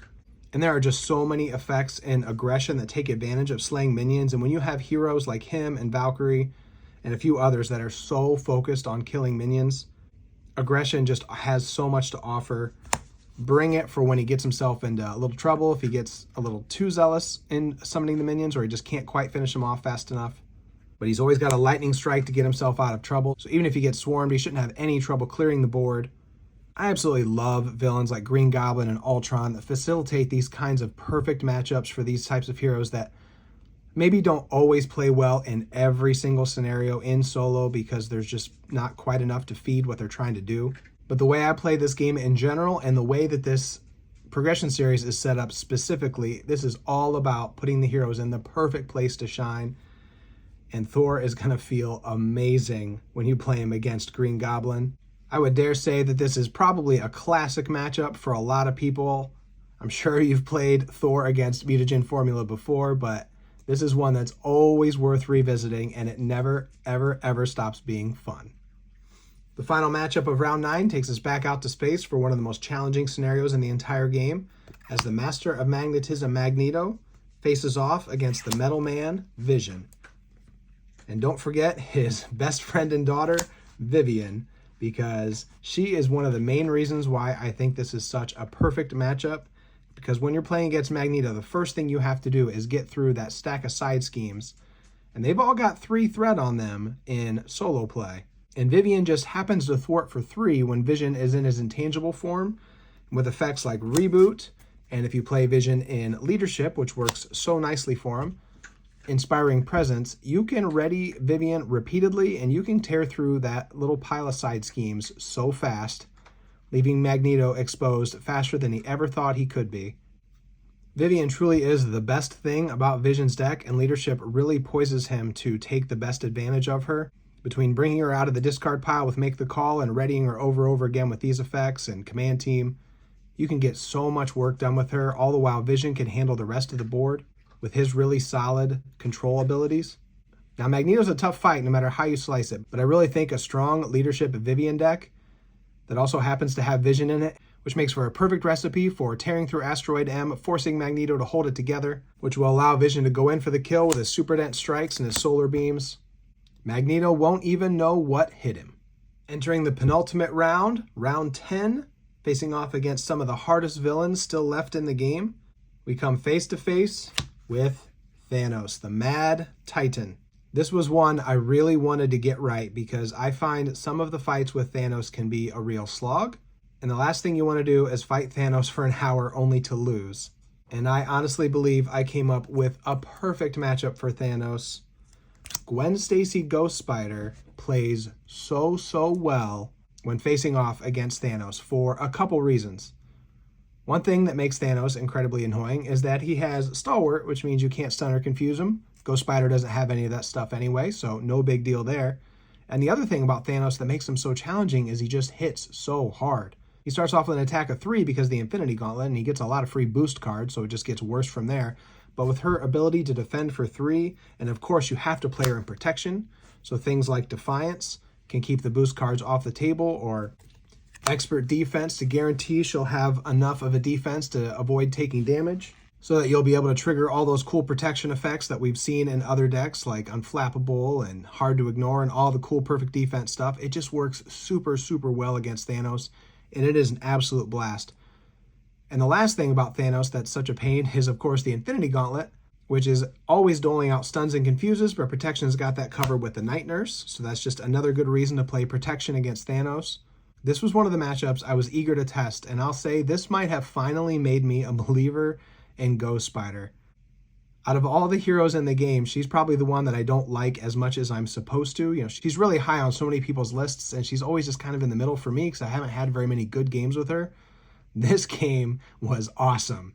She played perfectly against Thanos, and it was still challenging, but I was able to do everything Ghost Spider wanted to do, and it was an absolute blast. So if you're like me and you don't get Thanos out of the box too often for all the reasons I just mentioned, Stalwart, the Gauntlet, he just crushes you, take a spin with him with Ghost Spider, and I think you will have an amazing time. I mentioned it when I was talking about Green Goblin a little bit ago, but I just love how Ultron facilitates strategies for certain heroes and just how he exists in the game to make some heroes look really good. And among the heroes that always enjoy going up against Ultron, War Machine is really high up on that list because his shoulder cannon just eats those drones for breakfast, and it is so good. Anytime you play against Ultron, you have to have a strategy for the drones, and there are quite a few different ways to handle them, but you've got to have something. And War Machines just comes baked in. It's just super easy, barely any inconvenience. He doesn't even have to think about how he's going to handle those drones.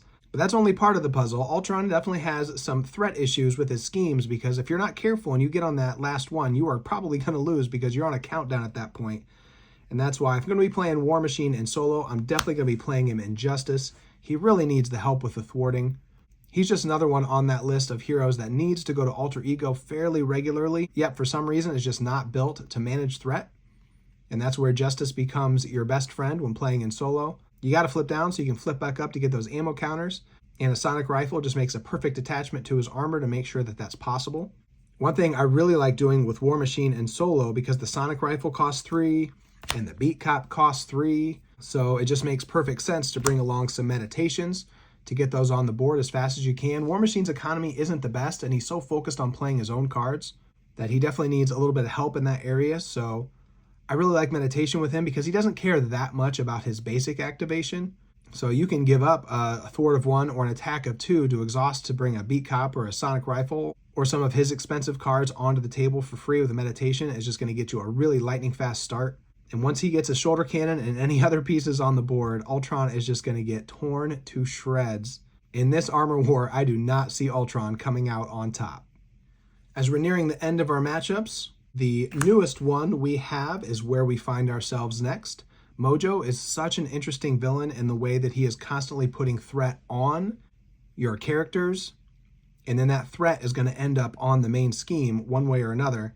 So you have to bring somebody that can manage that threat. Even though his main scheme goes up to 25, it has a really nasty habit of getting there pretty quickly. But he also has a pretty decent amount of health, and the way his scenario works, you got to move fast, because once that deck runs out twice in solo, you're going to lose. And who's really good at managing threat in the early game, but able to bring the damage when the time comes? That would be Phoenix, who is so good at board management while she's in a restrained form with her 3 thwart, just able to take care of any threat that comes her way.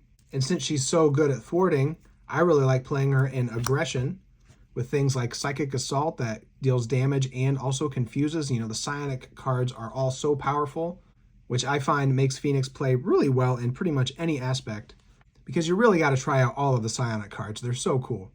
But my favorite way to play her right now is in aggression, just because she's got thwarting on lockdown, so you can really lean into the damage. And then when it's time to go unleashed and it makes all her effects more powerful, it just really assists with closing out the game with all the damage that you can pour on. So I think it is a perfect matchup against Mojo, as you need to set up quickly. She gives you the resources to do that. You need to take control of the game and you need to bring him down quickly. And she definitely has everything she needs to make that happen. And if things do go wrong, and an untimely obligation or shadow of the past does bring Dark Phoenix into play, well, I can't think of a better ratings grabber for Mojo's show than the Destroyer of Galaxies, the Dark Phoenix. So as far as Mojo is concerned, this is a perfect matchup because he's going to get a great show either way. And for the final matchup, before we get to the really crazy ones, I'm actually going to show you the hero first, because you're probably wondering, where was I going to put Doctor Strange in, of course, leadership, because that's where he is at his most stupidly strong. And who deserves the beating that only Doctor Strange can give in leadership? Well, it's got to be Loki. Between the Infinity Gauntlet and the Enchantress encounter set, he is just asking to be punched in his face. And Doctor Strange will be more than happy to oblige. You build him up with his cadre of allies, including Cosmo, get an Honorary Avenger on him so you can play Sky Cycle. So you're going to be tearing through your Invocation deck, playing whichever spell you want to play on any given turn. Should give you more than enough of an edge to overcome all of Loki's effects that are designed to slow you down, to keep you from doing what you want to be doing. If there's one villain I do not feel bad about getting Doctor Strange out of the box and fighting them, it's Loki. He has caused me so much grief in the past. And based on what I read around the internet, I don't think he's among the most loved villains. So if you don't play him much and you don't play Doctor Strange much, then that seems like a good enough reason to get them both on the table at the same time. Remind yourself what Doctor Strange can do. Put Loki in his place before you put them both back in the box for who knows how long. As we're nearing the end of this very long video, I want to thank you so much for joining me as we move into our final 3 matchups, including the third and final time you'll be battling against the Hood.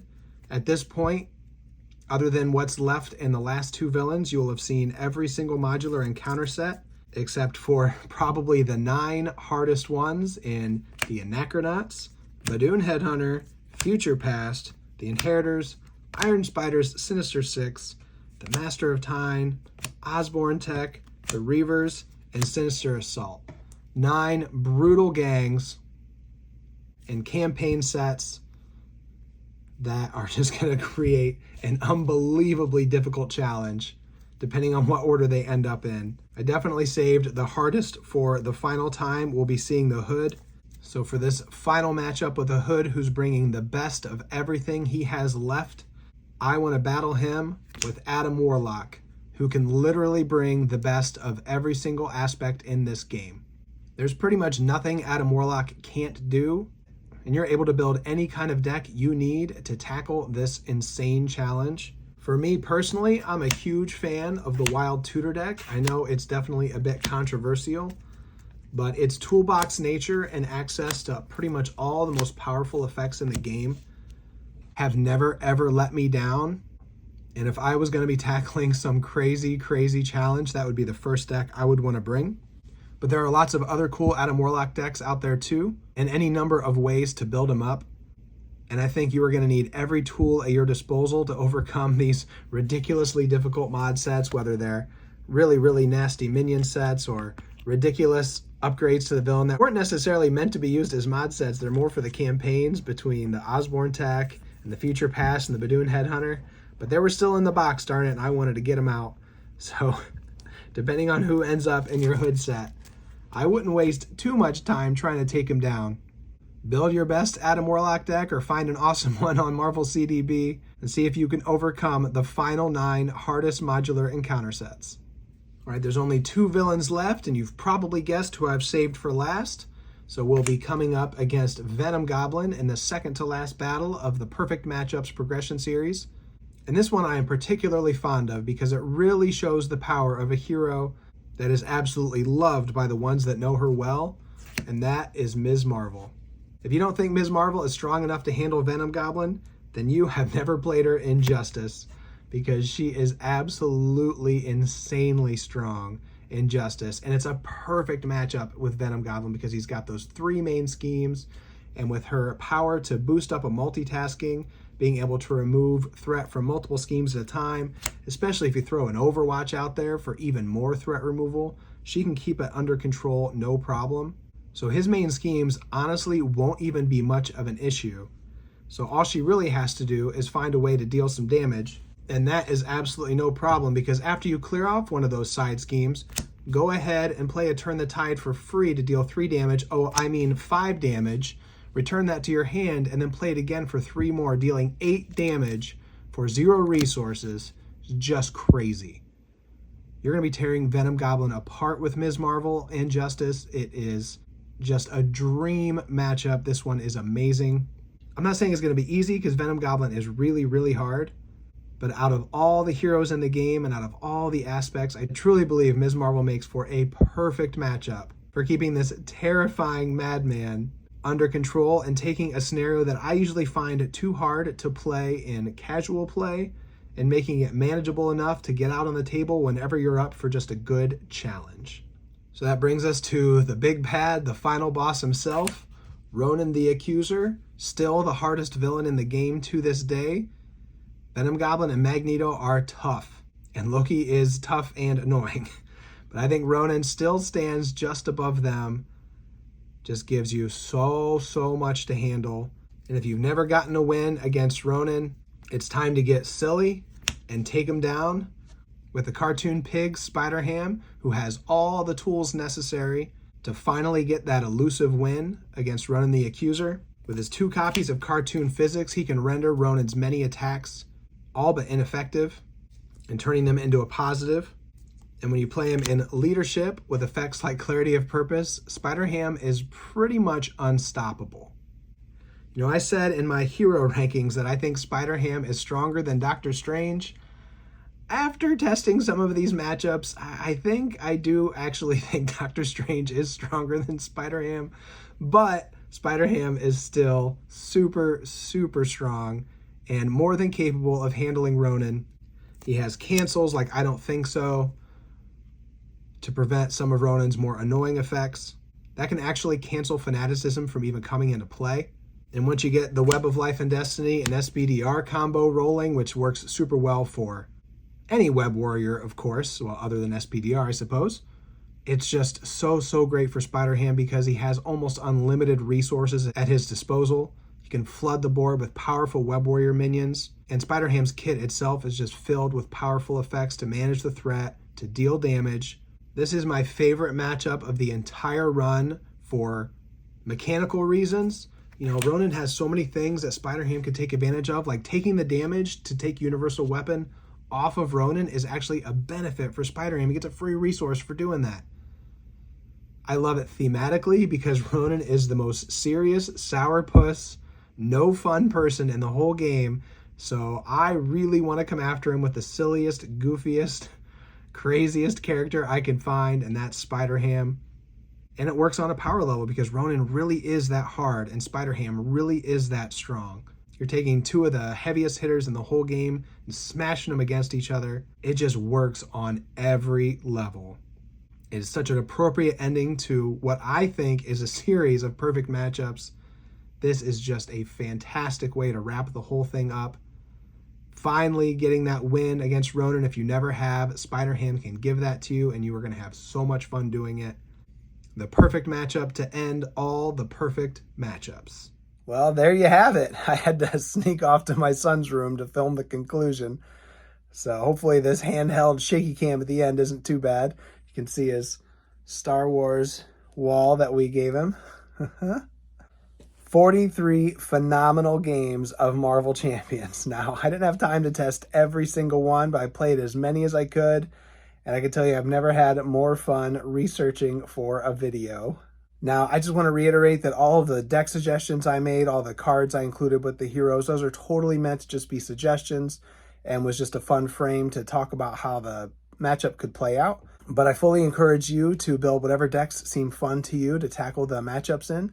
And if you need any inspiration for the decks, I have no doubt that every single hero in that aspect has a good deck on Marvel CDB.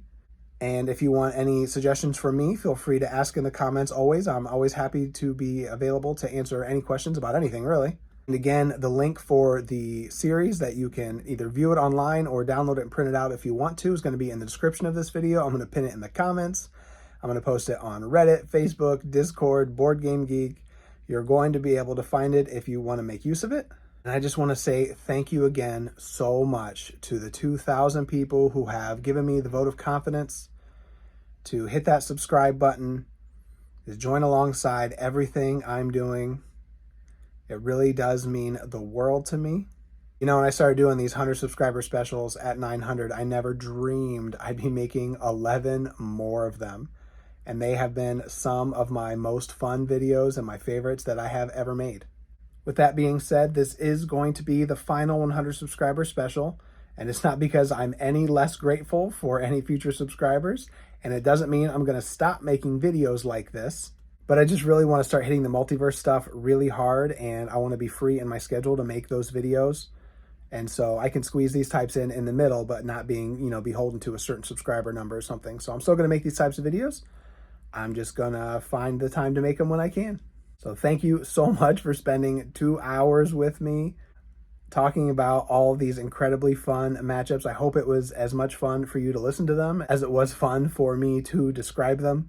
We basically unlocked the cheat code for every single villain in the game.